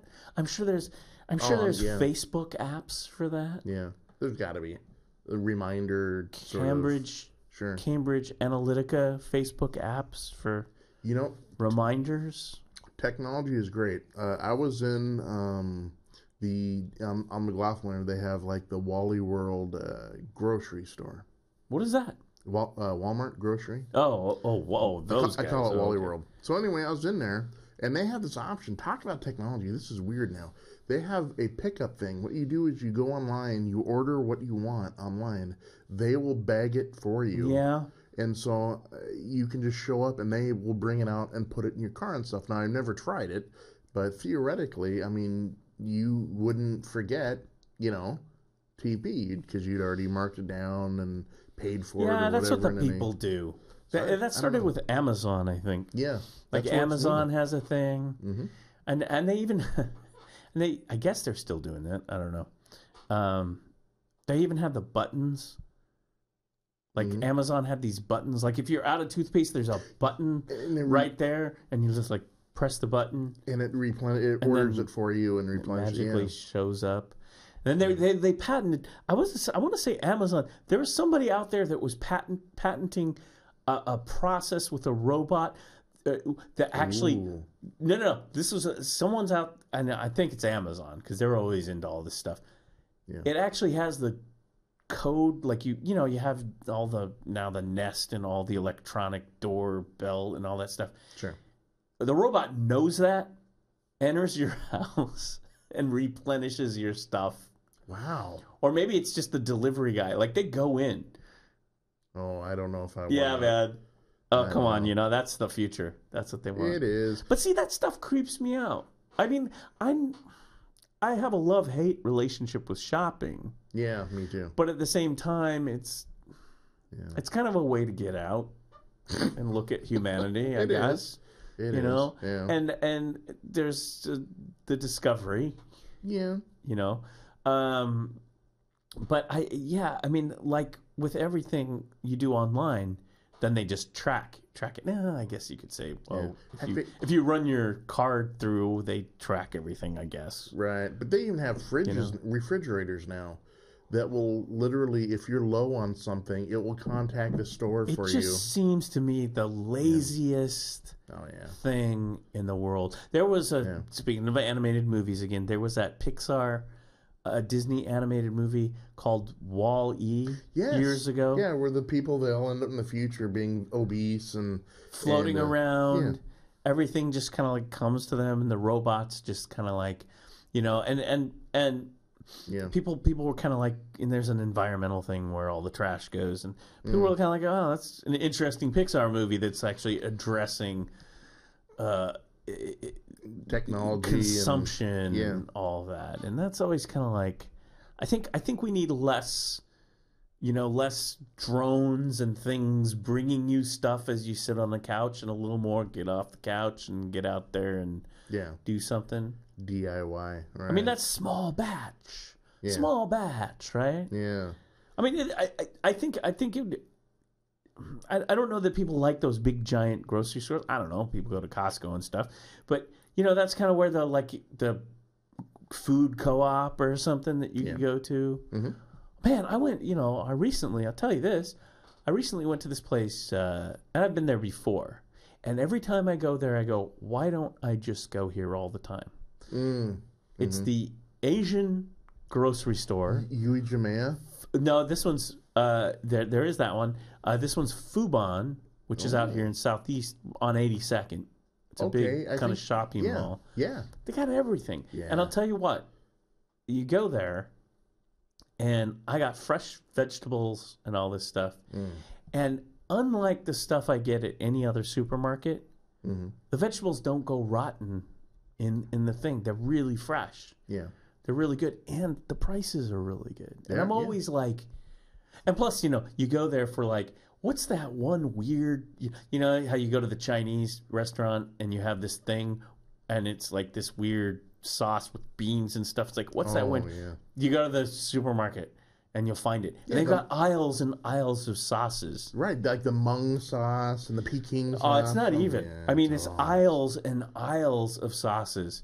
It's like, well, here's our Taiwan over here. Here's our Philippines over here.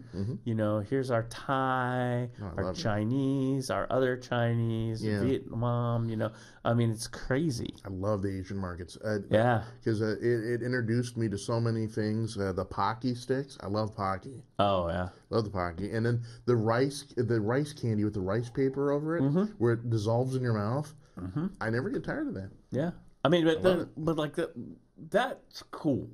You know, you're walking around, there's all this fresh stuff, and it feels a little more like, you know, they got it together. Like, it's like... What it was in the old days when you were a kid. Yeah. When the vegetables were a little more fresh, and... Because they're not... it was more of the kind of less supermarket, more grocery store. Everything's got to be packaged, too. Everything's got to be wrapped up. And then processed, packaged. It's too much. I agree. It's really bad. Even in Europe, and some places in Europe are very much down on that. You know, where the packaging has to be not so crazy and it's fresher, and I don't know. I'm complaining. I wasn't going to sit here and complain about supermarkets. But, it's what we do. So, anyway, there's been so much news. Yeah. And the big one for me was the Facebook Cambridge Analytica. Oh, yeah. Yeah. And I think that's a huge one. Now, what the deal is they got these guys on video, and they're over in the UK. Yeah. And they're talking about fixing election. Now, Cambridge Analytica is like an analytics data company, and they plug into Facebook. You know, and other platforms too, I'm sure. But Facebook would be one of them. And so these guys at this Channel 4 News over there in the UK did a sting, like an undercover with the undercover cameras and stuff. And it's really, really, really good.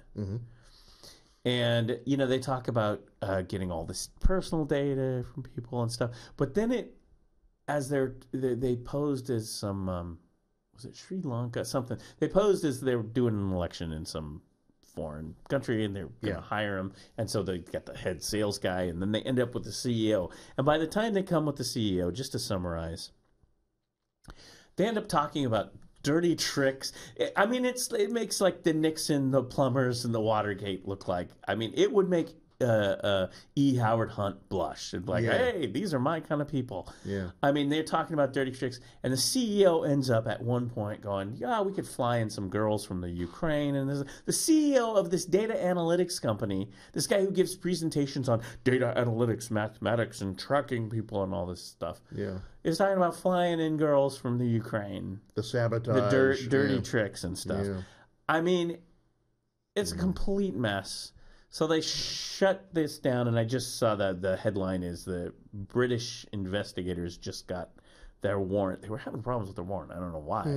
But to get their warrant, authorities search offices of Cambridge Analytica, finally.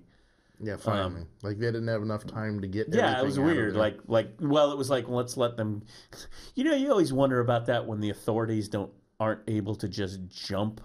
get the warrant and jump on this, where it's clearly, I mean, here we're watching on TV these guys like breaking the law, you know. Yeah. And you always got to wonder that someone's like, give them 48 hours, okay? Because there's some files there maybe MI6 doesn't want you to see, you know. I mean, come on. The shredders have been working overdrive. The funny thing is when they show up, you know, like, oh my gosh, we got this warrant now. We're gonna go. They bust and everything's been cleaned out. They're just like one lady in the office making coffee. Oh, it's a raid. Yeah, exactly. Know? Yeah, exactly. Oh, yeah. Meanwhile, everyone has absconded with all the documents and everything. Right. Like, so I mean, so the deal is with this company, Cambridge. So let me see how this works. Put it all together in summary, if you don't know already, is that Steve Bannon of Breitbart actually became a VP or something for this Cambridge Analytica, okay? And the reason he did is because they got funding from this couple. Actually, it's a dad and her daughter, his daughter, I think, called the Mercers. Yeah.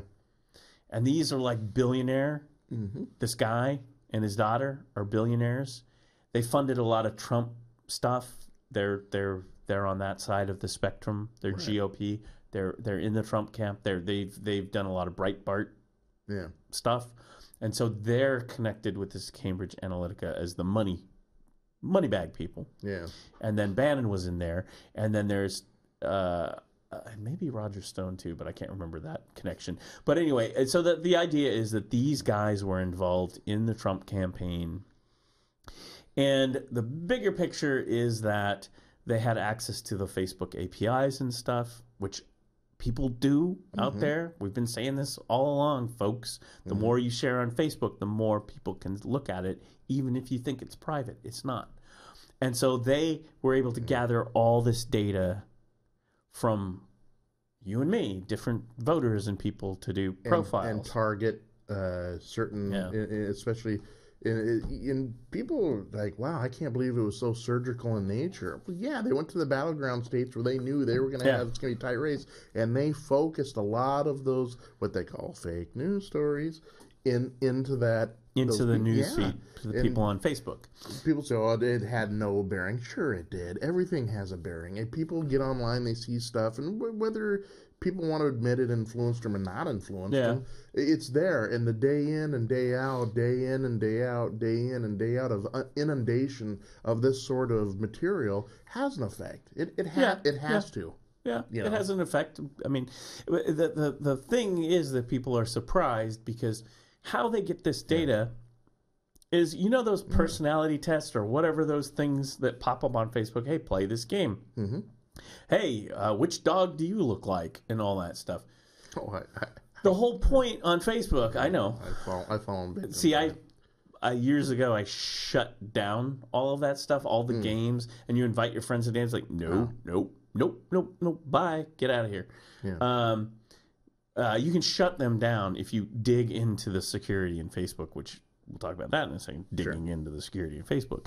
But those things are apps that you grant access on Facebook to your profile and information. Right. And for years, Facebook kind of plays a shell game, and I'm sorry, that's very fair, plays a shell game of hiding how that works. Now, where the real problem is you can say, well, you took that personality test, you opted in, whether you knew it or not, but you opted in for that app to get access. Yeah. But in these cases, and in the Cambridge case and in other cases as well, when you opt in to those apps, not only does it give up information, personal profile information that you have on Facebook about you, it also gives up your friends' information too. Right. And therein lies the big problem. And the bigger picture problem. And therein lies the bigger problem for Mark Zuckerberg and Facebook. Right. And so the Zuck. Yeah. And here we are, we're broadcasting on Facebook. Yeah. How long that will last, I don't know. Right. And there's new developments. And to me, I almost call this, I'm looking at this whole thing with Cambridge Analytica, and believe me, if you think Cambridge Analytica is the one bad actor in all of this, you're fooling yourself. There are others out there. Trust me, I know. It's just they're the ones you never hear of. That move behind the scenes. That have innocuous names. And well, I mean, think about it. Like, you're giving up information. Do you think like the NSA or the CIA or intelligence couldn't access that? Right. I mean, they can. Yeah. But this is all mainly, forget about politics for a minute. This is mainly done for marketing and targeted marketing and that sort of thing. Yeah. And but the problem is that, again, there's this shell game. Facebook has been very squirrely about the security. Like, hey, I want to get on, I want to do Facebook, but I don't want this to happen. Or I don't want this information to go out. I don't want to grant this out. Like, I years ago shut down the apps and stuff, like the games and stuff. It's like, A, I don't want to play games. I'm not here to play games. Yeah. B, I know that they're using it for information. Shut it all down. But even as who have gone through the security in Facebook and have gone through it and know, it's still not easy. It's not easy to do that. Right. And so, well, Facebook's been pretty silent about it until, was it yesterday, I believe, that he finally came out and made a statement, but the statement eloquence of Mark Zuckerberg. Yeah. Which he's, I don't know. The Zuck. And so he came out and said, oh, we put in all these controls in, did he say 2014? It was like something while ago. Yeah. And everyone's like, but what about before? Yeah. And therein lies the problem.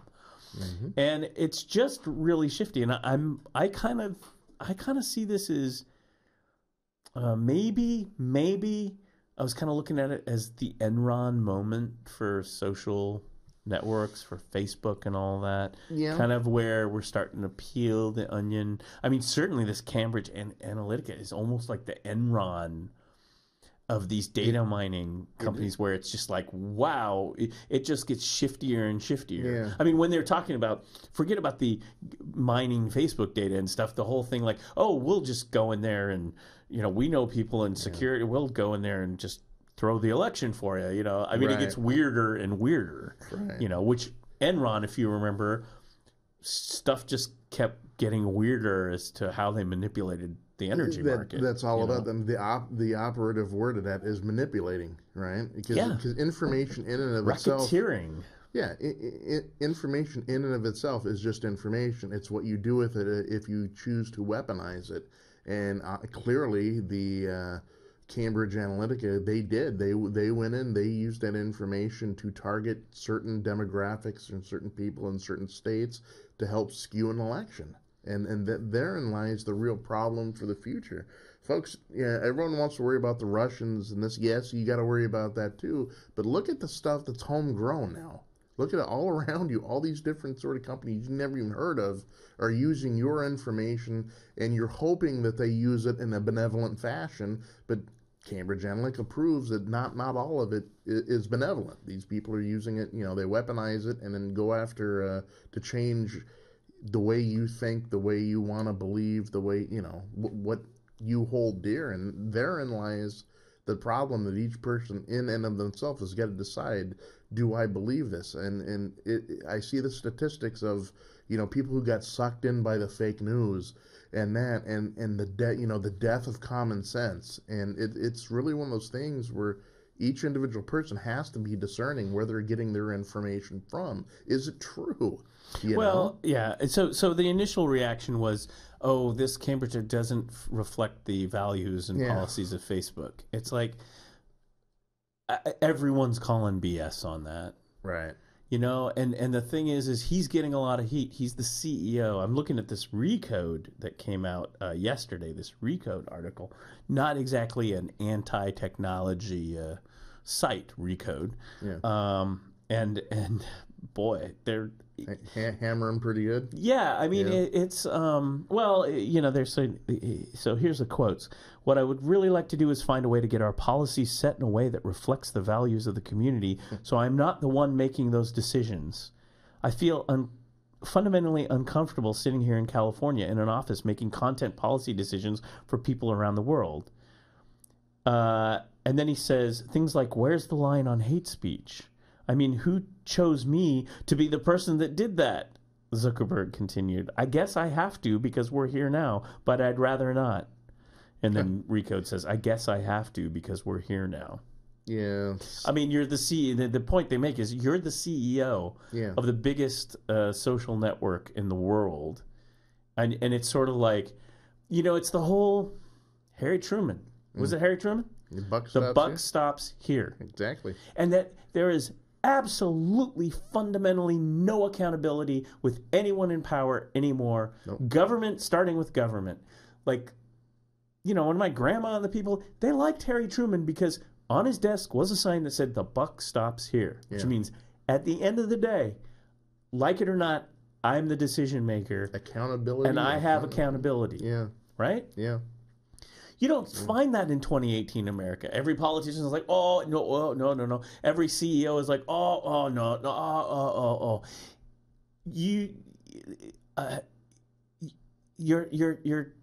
You're saying that we should believe that this guy who built this network with the Winklevoss twins, by the way. Mm-hmm. Look that one up.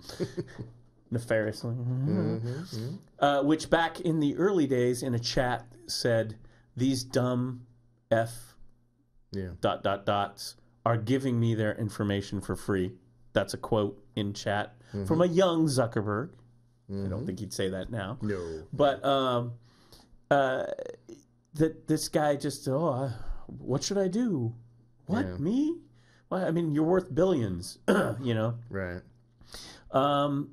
It's an interesting thing that we see. It's a thing that I see with politicians. It's a cancer that I've seen in Silicon Valley for years of these startups that make stuff. It's like Snapchat. Yeah. That guy. Great example. And where's their stock right now? Yeah. I'm sorry, these stocks don't deserve to be where they're at. No. Anyway. Well, there's one magic word that no one ever mentions, this whole thing. And I know we talked about accountability, right? But the chief word that defines everything that nobody has used at all is ethics. Ethics? What? It's ethics. Because they don't teach ethics anymore, Jason. No, I know that, but Zuckerberg, he talks about, well, it isn't my fault. I just if you are selling a product, it's your vision that rules the day because it's yours. Well, the original vision of Facebook was pretty shifty. It was, yeah. But anyway, I mean, granted, it's a movie, but go see The Social Network if you want just a quick kind of overview. I mean, there's probably some inaccuracies and whatnot. Sure. But it's still not a bad,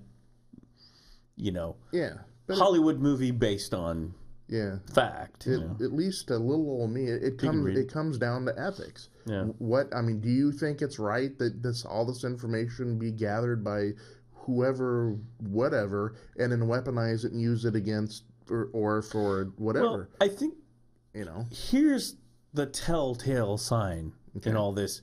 Leading up to the Cambridge Analytica, that's actually the real name of the company. Cambridge Analytica. Leading up to this, we have seen high-profile Facebook people who were executives of Facebook, coming out and saying some very negative things about how Facebook operates.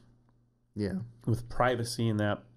Former heads of their security, and I mean I don't have it pulled up here, but you can look up these different articles of folks just saying no, this isn't such a good thing, and people stepping down, and these are people who work for Facebook, they have stock and everything, and they're like, this isn't such a good idea. We've had Tim Cook, the head of Apple, who has nieces and nephews. I think I don't think he has kids of his own. But he said that he doesn't want any of them on like Facebook, right? Yeah. And today, breaking news before we came on, as a matter of fact, Elon Musk of SpaceX and Tesla, a Silicon Valley guy, has deleted the Tesla and SpaceX Facebook pages. Elon Musk. And that's so that was the breaking news there. And so what's happened is there's been a hashtag on Twitter, another social network. Wait until we see what happens with that one. And they're different social networks, by the way, but still both publicly traded companies. I wouldn't be surprised if we find more out about Twitter. Yeah. Or not. Or not. But there's been this delete Facebook movement. And, I got to tell you, me personally, I got on Facebook because I had to or something. I don't know. It's for social media purposes. Yeah. And I'm on Facebook for what we're doing here right now. It could get deleted. It could be gone. Yeah. I don't know. Yeah. There's just a lot of things that I've encountered in Facebook that's shifty. And I've also seen marketing like entities do Facebook stuff, and it's like really shifty. And it always was that they, like, there's an API, which is an application programming interface.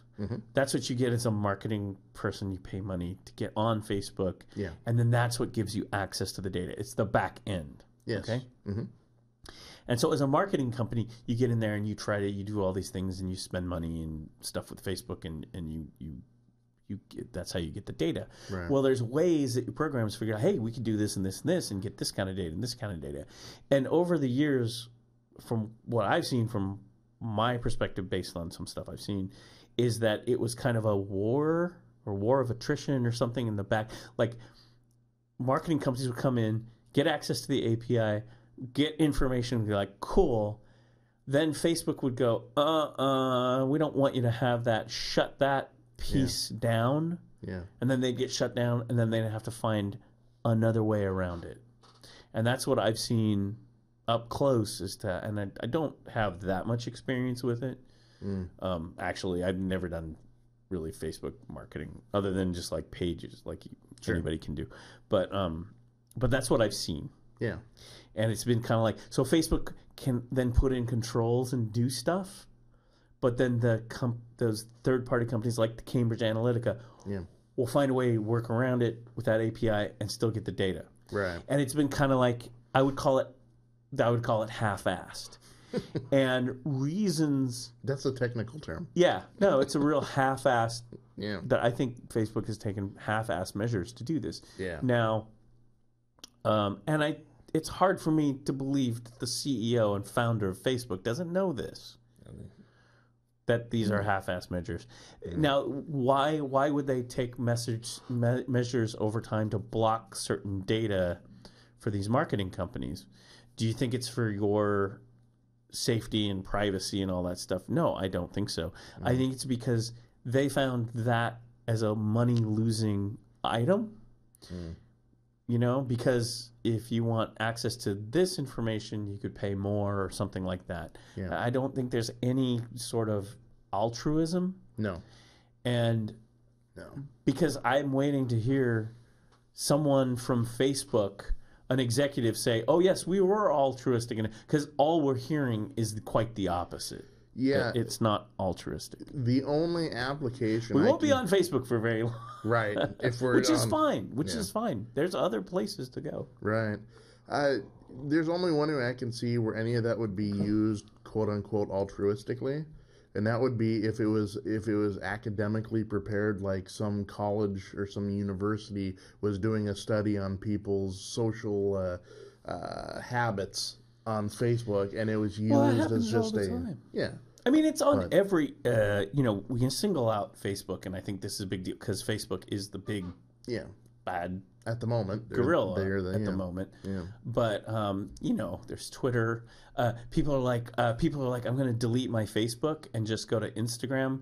Folks, y'all realize that Facebook owns Instagram, okay? Like, I know that kind of mind. It's like, yeah, we're only going to be on Instagram now. I like Instagram. Instagram's fun. Yeah. It was an individual. It was a startup by these guys that started Instagram. It was not invented by Facebook, but it was acquired by Facebook for actually a 19. It was like 19 something billion. Yeah. And it was actually a good acquisition for Facebook. Yeah. That was a good business move. Facebook. Instagram is good. It's a good popular network. Yeah. They changed the whole sharing, pictures and all that stuff. Right. But yeah, I mean, it's so that's what's going on. So it's going to be interesting to see how this ties in with the Trump and the campaign and stuff. I'm less concerned with that. I mean, I know that the Maddows of the world and stuff will take and run with it. And it's like, see, this is how Trump got elected. This is a bigger picture thing. This is how your data is being used. And by the way, Facebook has been, and Zuck himself and executives have been in Europe, in the EU countries, and those places that have enacted, like in the EU, have enacted data privacy laws that this runs afoul of. And like Facebook and those companies, Google as well, have spent a lot of time in the EU and Europe because those laws are a lot stricter about what your privacy is online than here in the good old United States. Right. It's going to be interesting to see how that reconciles itself. I mean... Well, the EU, and the EU's like a lot feistier with this kind of thing. Yeah. And good, that's okay. Remember years ago that they were those countries were the ones that went after Microsoft, for example, for monopoly. Other companies as well. I think they did Google, I think too, and I think Intel even got hit with that. I mean, the big U.S. companies.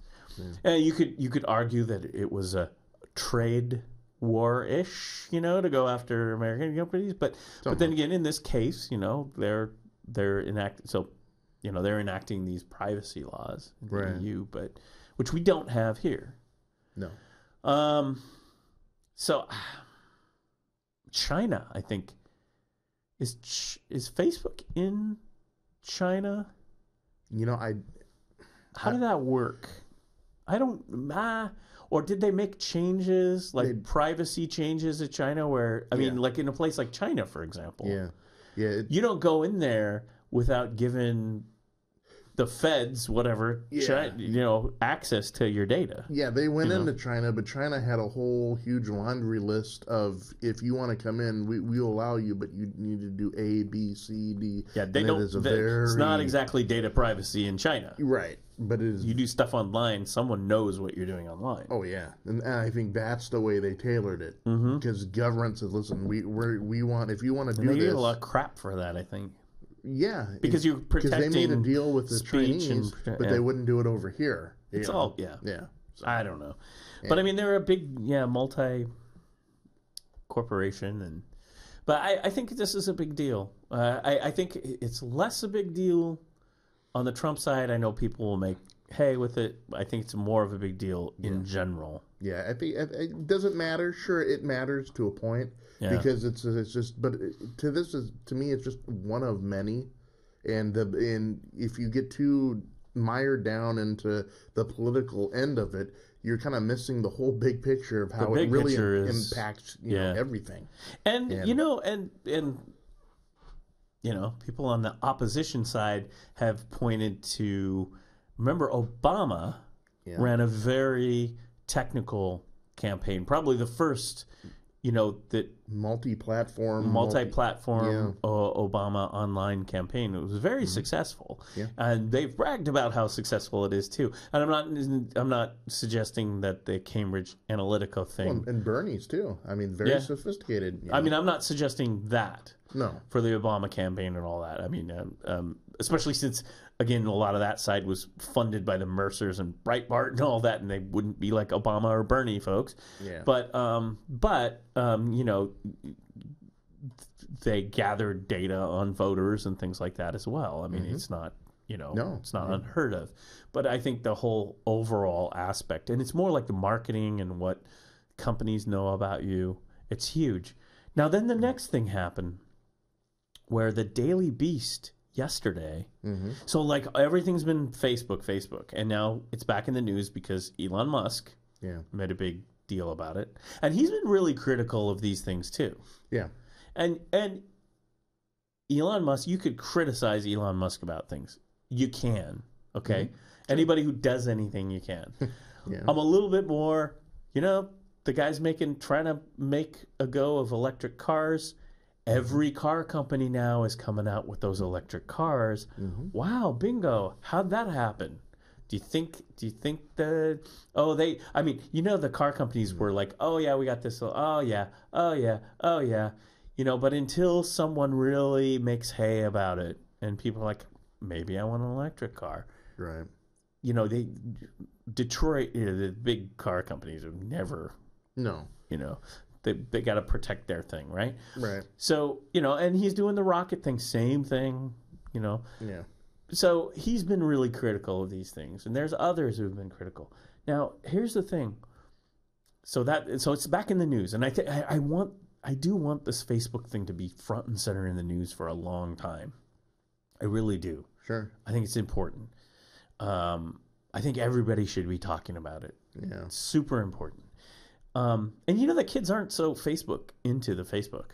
No. And good for you, kids. They're a little bit on the Instagram though. So. Instagram, and Snapchat. But still, good. Okay, so here's the other piece. So the Daily Beast yesterday then Facebook kind of knocks out of the headlines from what I saw. And then the Daily Beast. And it's they have an exclusive. And it's just the Daily Beast. And I was looking for more corroboration and everything. Not Maddow and MSNBC, because they ran with this story. Not them, others. Yeah. And they were saying that they had inside information on the investigation, FBI, that they link for this Guccifer 2, right, which is the WikiLeaks individual, the guy who hacked the DNC servers. And by hacked, we mean John Podesta's email got phished, and so he gave away a password, and they were able to get into the system, right? And then that information on the server went over to WikiLeaks. Yeah. Right? Podesta emails, all that. Y'all know about that. And this Guccifer 2.0 guy who has a presence on Twitter and all that claimed responsibility for that. Claimed he was a Romanian, not a Russian. Claimed he was an individual actor and not. And there's some possibility of that. But the Daily Beast has this exclusive to say the authorities, feds, and all that have conclusive proof that this was the Russian GRU, whatever, the Russian secret dudes over there in Russia. Right. And the claim is that Military intelligence, thank you. And they even say they know who it is, but that person wasn't named in the Gotcha. Daily Beast article. Yeah. It is tracked back to the Russian intelligence, which, of course, is the whole idea that then if it's them, then it's Putin, and then it's Putin hacked the DNC. That's always been the story, right? That mantra. Yeah. Well, so I haven't seen any more sources of this. I read the Daily Beast article. The claim is that the person screwed up once. And so you use a VPN, a virtual private network, which hides your IP address, which is your address, which identifies where you are and where you're coming from in the world. Right.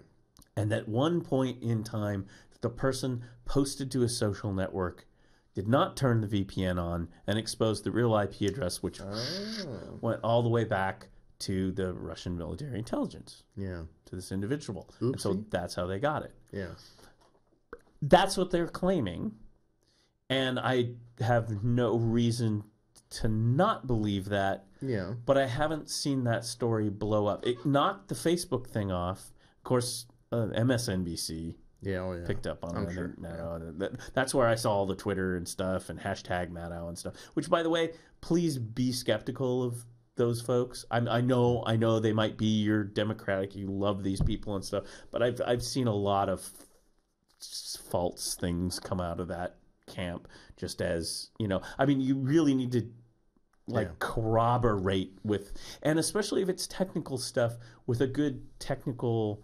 So I mean, maybe an Ars Technica or something or whatever, or maybe even you got to kind of build a journalistic kind of a tree, where it's like once you've read through all this stuff and it builds a picture, then you can kind of land on what's true. And again, I'm not saying that that's not possible. It's very plausible that happened. But if you see it on Facebook, it may be a good idea to dig a little deeper and find out. Yeah, but this was the Daily Beast. Yeah. But again, I hadn't seen independent reporting. But then they were pointing to this thing that Rod Rosenstein was going to make a big announcement this morning.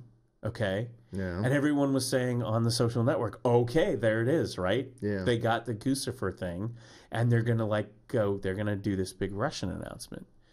And I was scrounging through to find this because, it was last night it was what's that phrase?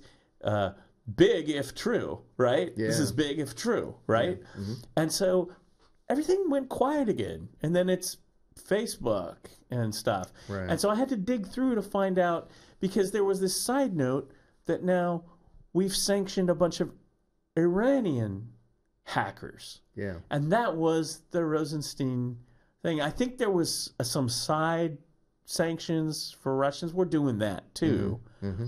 But there were, as far as I could tell from what I tried to scan before that, I was looking for it. There wasn't anything and by the way, we figured out that this Guccifer guy is directly linked to Russia. Maybe I don't know. Maybe it's going to happen. I don't know. Yeah. But I also thought it was very weird that we have this what I think is a very, very big Facebook story.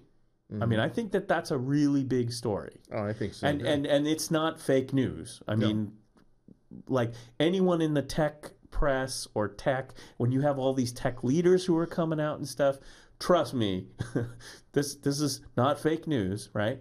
But then it kind of gets bumped off for this. It's oh, that's interesting information that just came out of the blue. Yeah.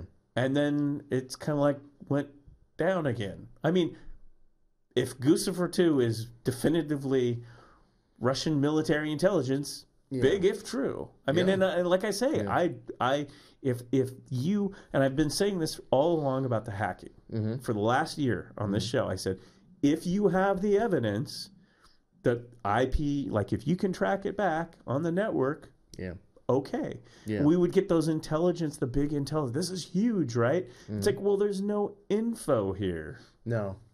You gotta, I mean, and I get it if it's secret. We're not going to tell you all the stuff. Right. But, the stuff that's been published in WikiLeaks has told you more about the methods, the tools, and the things. This is all programs and data and network. Yeah. So I don't know what's going on with that. I don't know if you've been the last day, well, especially yesterday. I was kind of incommunicado for a long time because I had to go through a giant process yesterday that took hours upon hours upon hours. But the one thing I gotta dig deeper into this tonight. The Daily Beast article. I mean, I want to know if it's unnamed sources, if it's named it's sources. unnamed sources. So then that gets a little sticky wicket right there because usually, I don't know. The bottom line is unnamed sources said we fingered the Russian, that Guccifer. It's Guccifer 2.0 because there was this hacker named Guccifer previously, and that's why this person did this. And they point to things like where he claims he's a Romanian, but they think, oh, maybe he's a Russian or whatever. I don't know. I mean, that's all circumstantial. Certainly the VPN IP address and stuff, if you can track that down, excuse me, and track it down there, then you got it. But here was the Rosenstein. I'm sorry, I got a cough. He's got to wet his whistle. All of a sudden I've got some Novichok. Wait a minute. What is that? Could this be like Zuck's Revenge? Yeah. Someone's revenge, right? All of a sudden I can't breathe. So U.S. charges 9 Iranians in huge theft of intellectual property. And that was the Rosenstein. That was what they came out, sanctioned. And this was universities and data. Yeah. So, again, I think these sorts of shenanigans have been going on a lot. And Iranians, absolutely. Sure. You bet. Oh, I'm sure it's... Yeah. As a matter of fact, we're not going to do it today because we don't have time. I pulled some security logs, current security logs, of potential on a server. Okay. Of, the security logs of stuff. Yeah. And I've got them here. We're not going to go over them today. Ooh. But there's a lot of them, actually. Yeah. There was a little bit. I basically saw it, and I went, what the heck? Any interesting... Mostly China. Gotcha. Most all of the... So basically, it's a log of people trying to log into my server. Yeah. And it's probably a script where they're actually they're connecting, then they're trying a name or a password or something to get... log into the server, which would give them access to the server. This is what I talked about years ago when I had a WordPress blog and all that. Self-hosted. I'd get these tons of... And there would be Russian stuff. There were some Russian IP addresses. The majority of what I looked through, they were from China. Gotcha. There was Sweden. There was a random Sweden. Oh, those Swedes. There was, there was some other ones. I think there's a Mexico. They're all over, right? We will break into their network, The majority of folks, though, that I pulled out of there, of IP addresses that I looked up, work in mainland China. Gotcha. And again, I did find a Russian or two in there. But I was like hoping to find more Russian, but maybe, And you're like, why in the hell do they even care, right? But these are just bots that go around and go find it. This is the nature of hacking on the internet. Yeah. Put a server up, and I do have security on the server. So, yeah. And I actually ended up, because I had this turned on so I could access it outside of the network. Yeah. It annoyed me that people are like that these processes are trying to log in. I just turned it off. I said, okay, we're not going to turn that on. I'm worried about the Swedes because nobody suspects the Swedes. Well, they come from all over. They're just, it's like kids who have their things and they try to hack into servers. One time when I got hacked, what it was is we had an exposed server. It got hacked. By the bots. They do a thing called a port scan. They figure out what's open, then they try to get access to it. That's how you get access to a server, through a port. I'm not going to go into the technical details. Not tech talk. That's right. But tech talk. And what happened was, this was in the corporation. a test server. They got in there and they immediately partitioned off and owned the server, pwned the server, and put their Napster stuff on it. Gotcha. So that they could do the file sharing music. I mean, we caught it really pretty quickly. We tried to get access back to the server. We couldn't. And so then we just destroyed the server, just like, wiped it and started over. It was a test server, so it didn't have data on there. Right. There wasn't anything we cared about. Yeah. We just said, okay, wipe the hard drives, start over. Let's make sure we got security in there. Oh, those Swedes. Yeah. Nefarious. Yeah. I don't know where they came from, but that's what you find. Like I said, the fact that I found a whole bunch of Chinese IP addresses trying to access into the port doesn't surprise me. Yeah. I was hoping for your own good, Putin. I was hoping to find more Russian address. Maybe they're in there. It's actually it's a long. Well, I pulled the log.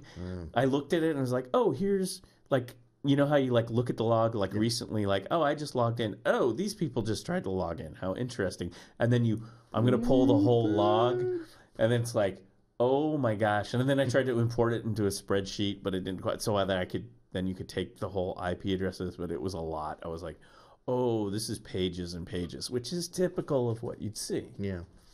So we'll see. I have to pull the log now because I shut down that port. Gotcha.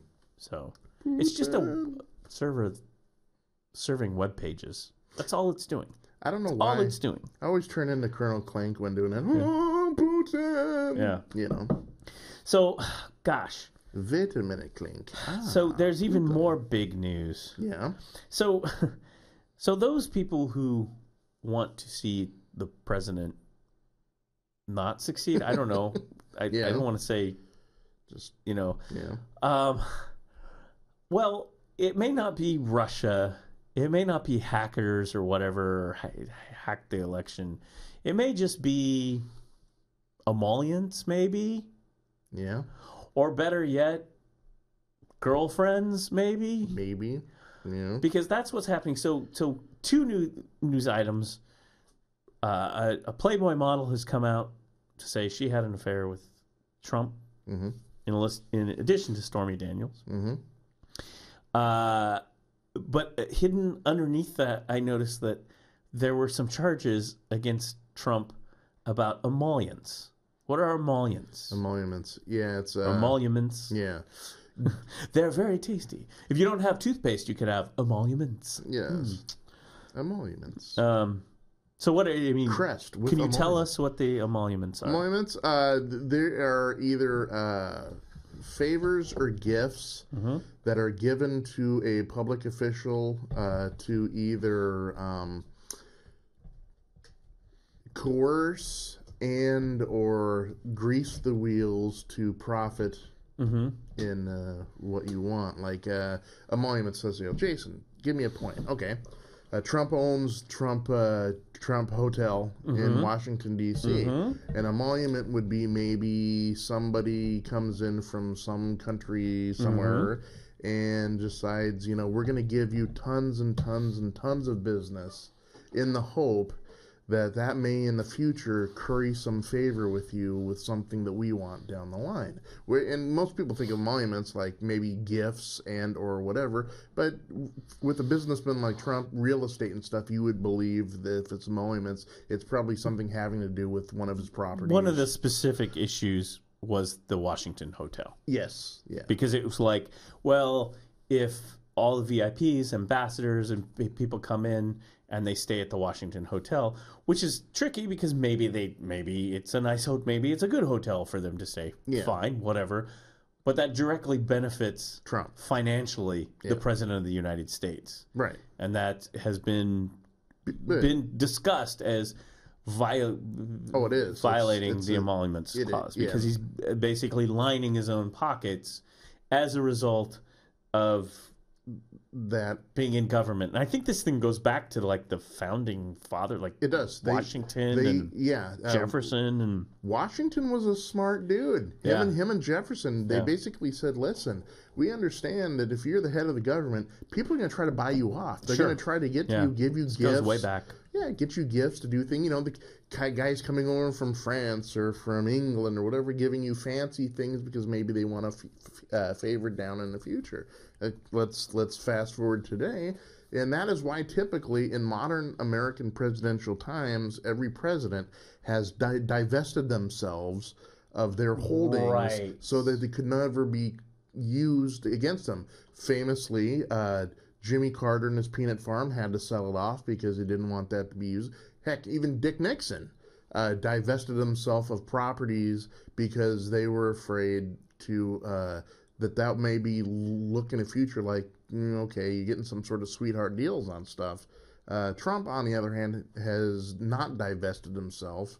You're supposed to usually, if you're a businessman, you own properties and other stuff, you put it into what's called a blind trust, which means is you hand it off to people, they run it, and they are not allowed to tell you what's going on with it.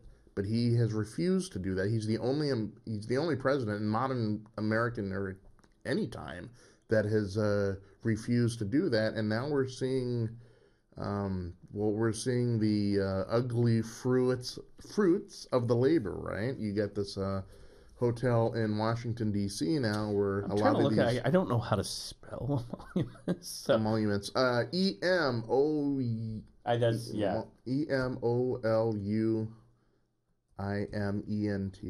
Oh yeah, there it is.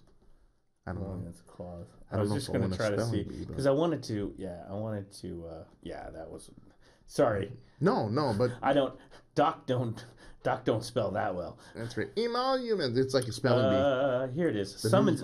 So here, I just wanted to get it. Summons issued for Trump in emoluments case.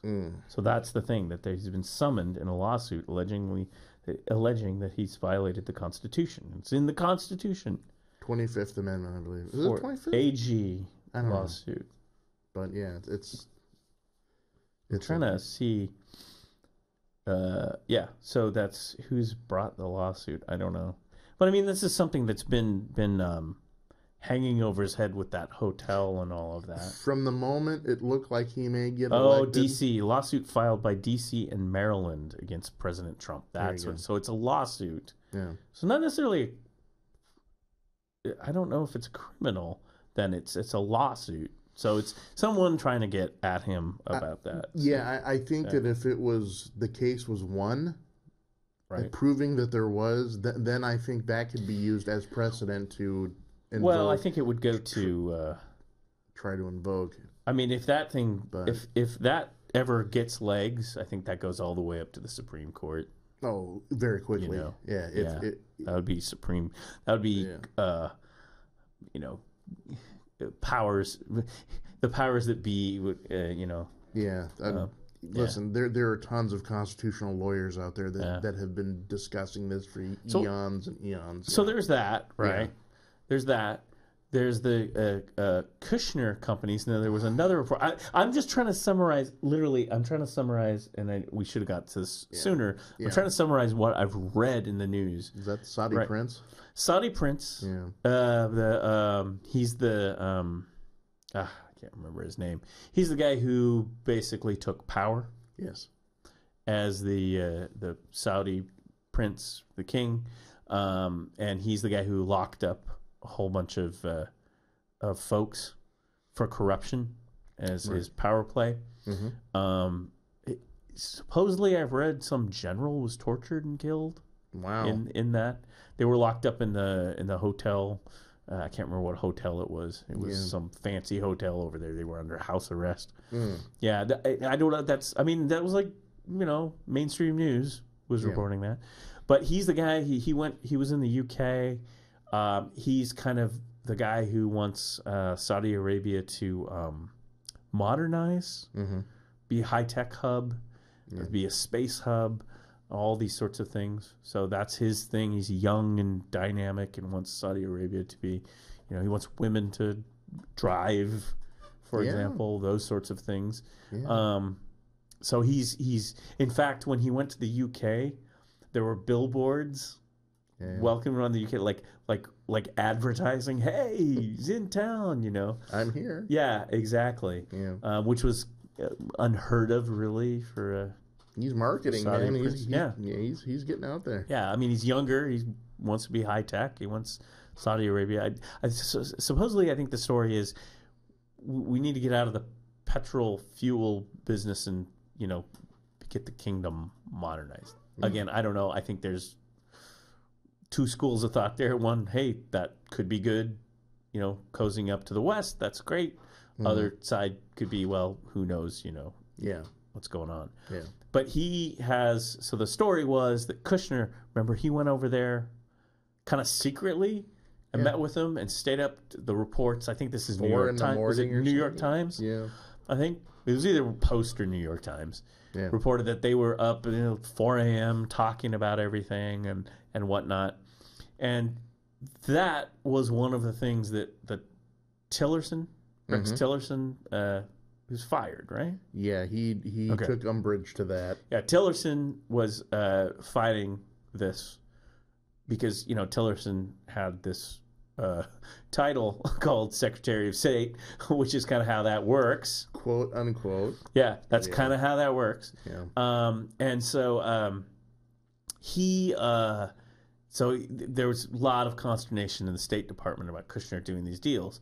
Well, the story is that Kushner and the Kushner companies, his family properties, and this one building in New York that they overpaid for billions and then the market crashed, was funded by the Saudis.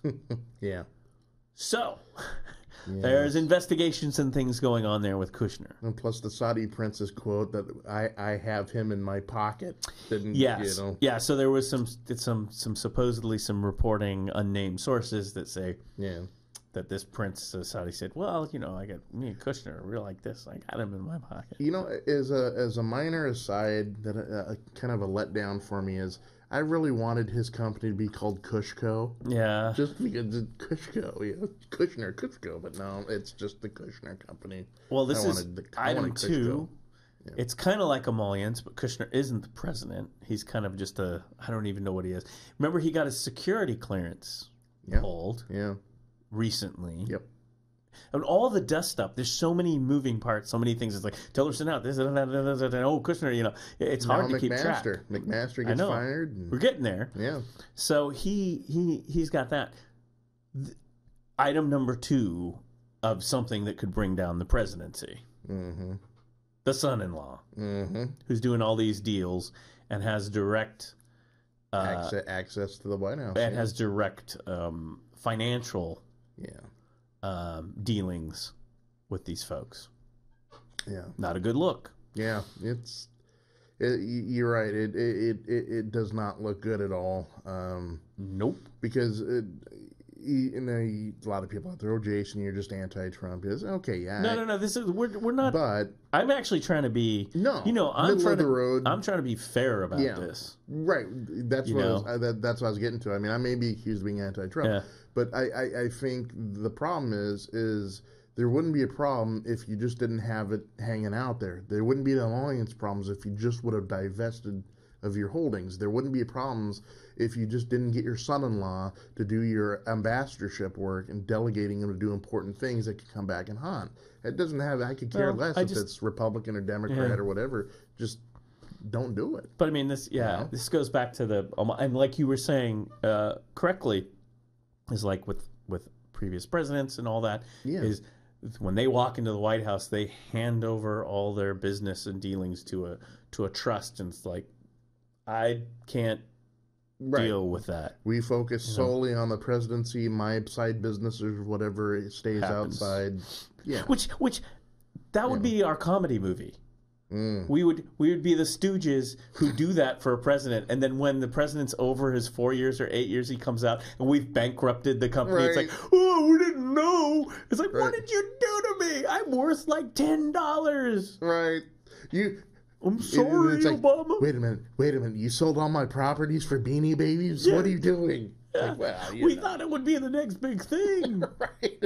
It's you. It's gonna be huge. Yeah. You know. You just wait. So anyway, so that thing's disturbing. Yeah. So there's a lot of stuff that's going on, and then McMaster gone, resigned. No, fired. Come on, Jason. Yeah. I thought he resigned.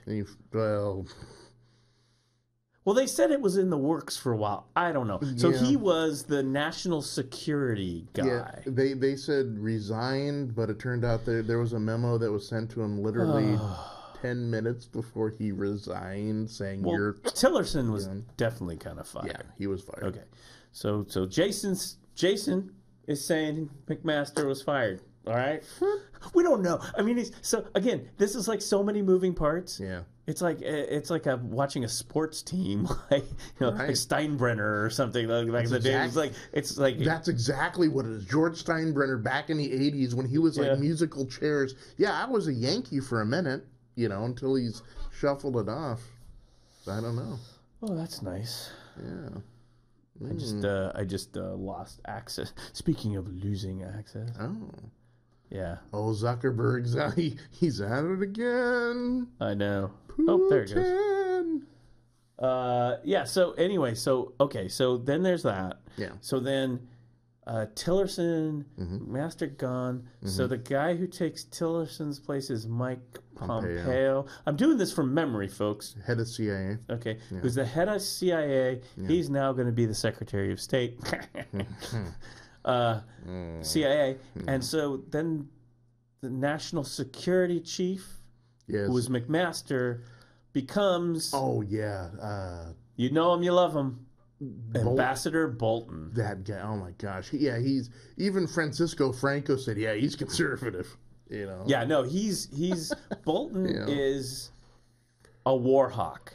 Yeah. He wrote recently, before getting appointed, an op-ed as to how and why we should strike North Korea first. Yeah. Be worried, folks. Yeah, John Bolton. Yeah, remember this guy, his confirmation? He's got the weird mustache. He looks like a Dr. Seuss character. Yeah. In fact, I have it on good authority. Word on the street is his mustache is more conservative than half of the GOP. Yeah, he's is it... Was it Rand Paul or I don't know. Has anyone considered blocking this or there's been talk. Not want to talk? There's been the two names that popped up was of course Rand Paul and John McCain. Yeah. The reasonable side of the GOP. Right. And we've taken issue with McCain in the past, but sure. But I do like people who come in and go, that war first strike thing. Not so much, especially from people who have been in war. Right. Bolton, chicken hawk. Right. McCain, real deal. McCain was in a war. Yeah. Yeah. Bolton, not, but a war hawk. Again, the Cheney thing. Yeah. It's like I had flat feet. I couldn't go, ooh. Yeah. The president? All eyes now are turning to John Kelly. Yeah. What's going to happen with him? I know. There was a thing, a senior unnamed White House source came out later this afternoon saying that the plan was he was going to get rid of Kelly and the new person who was going to be chief of staff would be nobody. He wants people directly to go to him. Can you imagine that? No, I can't. That is so outlandish that. Well, at least it would give him something to do than a little more busier than tweeting. Yeah, or watching Fox and Friends. Yeah. Yeah. So you don't have to be Doc Karnak to wonder if who's next. John Kelly. Yeah.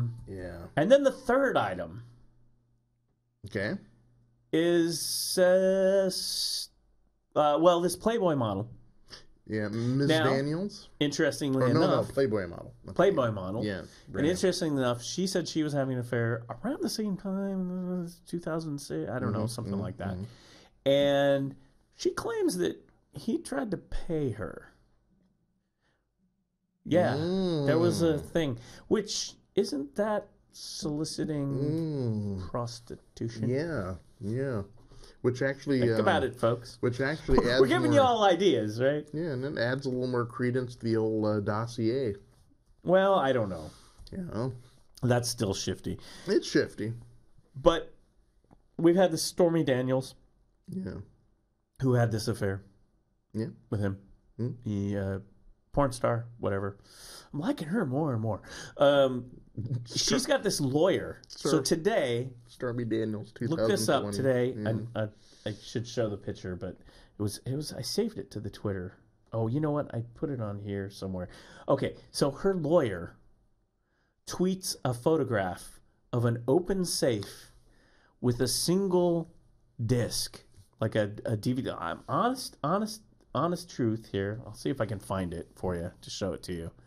Yeah, and he said, "Wait." Something to the effect of like, wait till Sunday or whatever. I don't know. Yeah, I'll find it for the folks because I sent it to you, didn't I? Yep. Okay, I'll find it. You want me to resend it to you? Here, no, I got it. Okay. I got it right here. I just want to show the folks. So provocative. Wait. Here it is, right. Oh, I'm sorry. Well, let's pull it up, shall we? Yes, let's.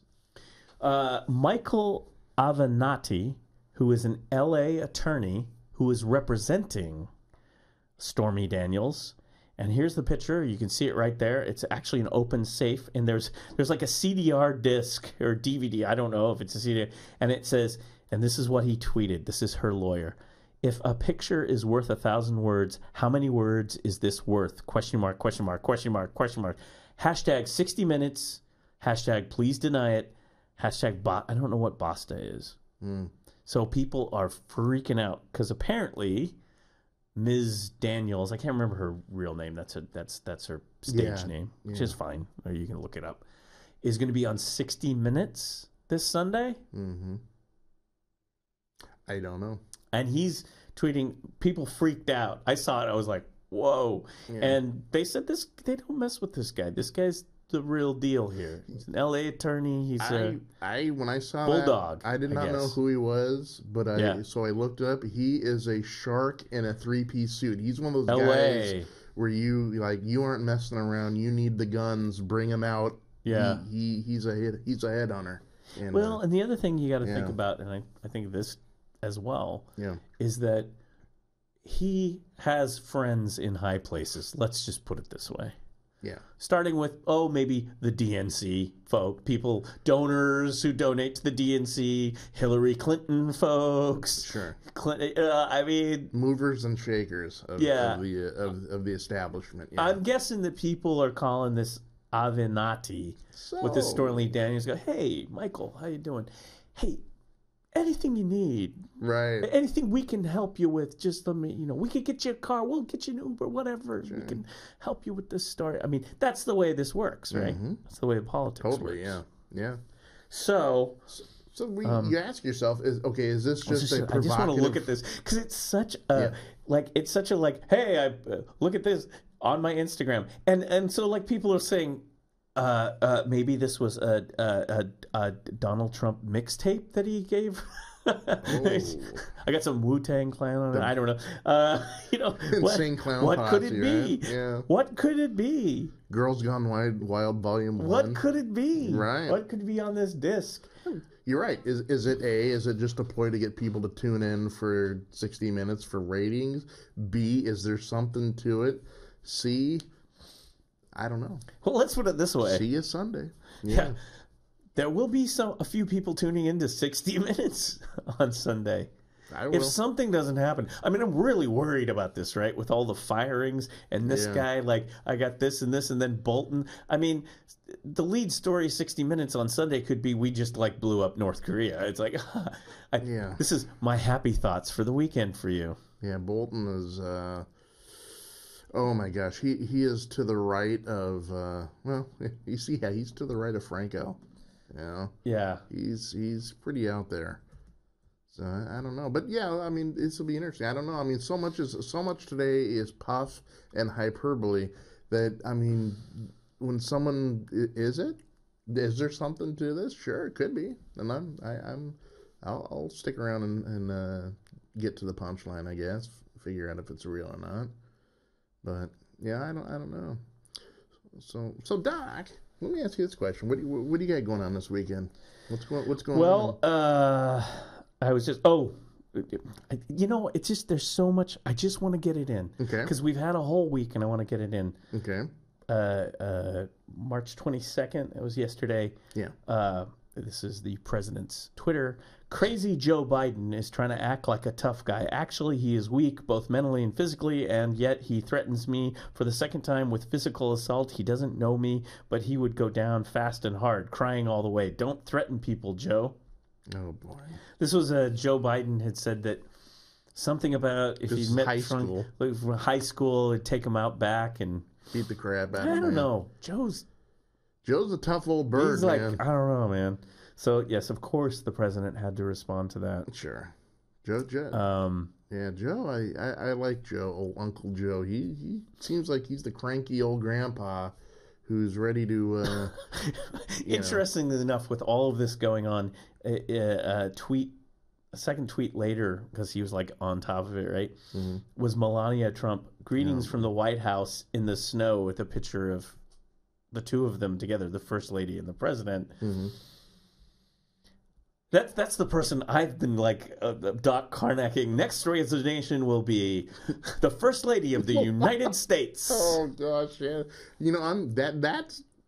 That's plausible. I'm not saying it could happen. Well, she always looked like such a happy wife, didn't she? Oh yeah, I'm sure it's a very warm. I feel bad for her. I mean, I never thought I'd feel bad for Melania Trump, but I probably felt bad for her since the beginning. I don't know. Yeah, every time I see her on camera standing next to Trump, I think of those hostage videos where you're hoping the hostage makes some sort of sign in code to tell you to come save me. You know what?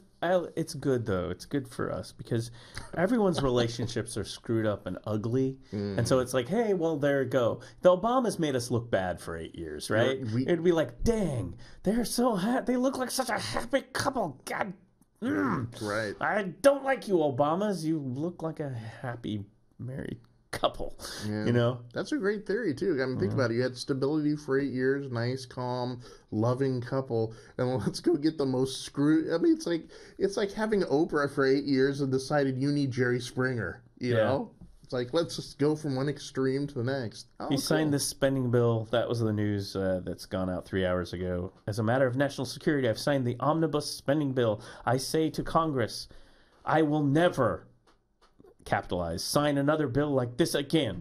To prevent this omnibus situation from ever happening again, I'm calling on Congress to give me a line item veto for all government spending bills. Oh, boy. There you go. He signed the bill and then he complained about it on Twitter.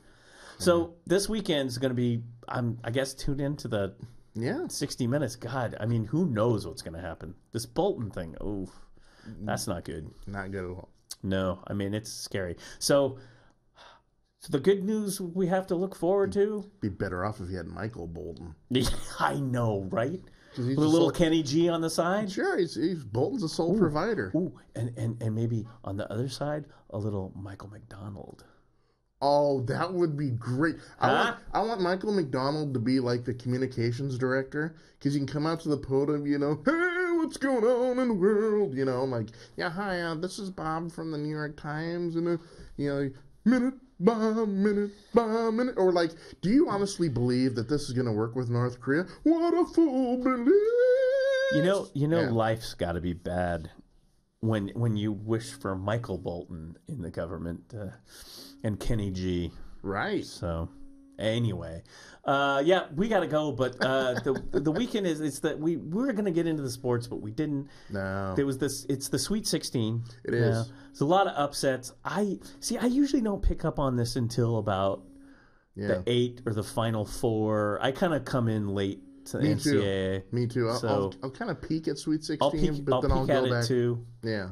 I don't do the tables. You didn't do tables, did you? No, I did not. Yeah. No. Apparently, everyone's tables screwed up. You're right. Yeah. Michigan State upset a lot. The best story I've heard is Chicago. Is it Chicago? Loyola Chicago. In Chicago. The nun, man. 89-year-old nun who is their chaplain and is praying for the team to win. And they asked her, well, don't you think, it's God's providence to maybe like also bless the other teams?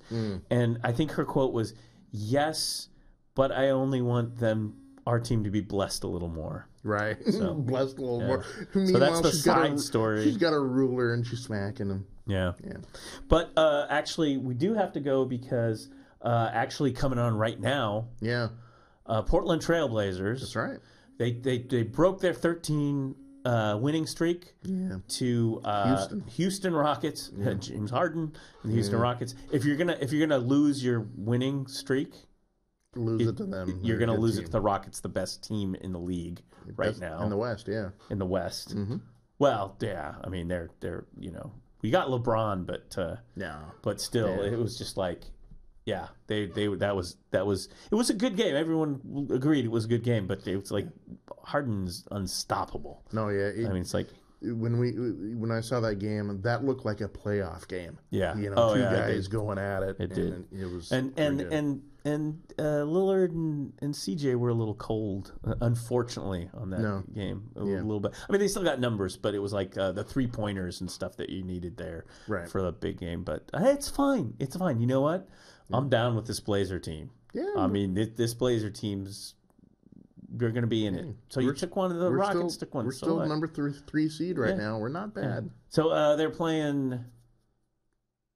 I had the schedule up. Crap 'em home. And they're going on now too. So I gotta like. I'll remember it literally 5 seconds. I'm gonna look it up for you.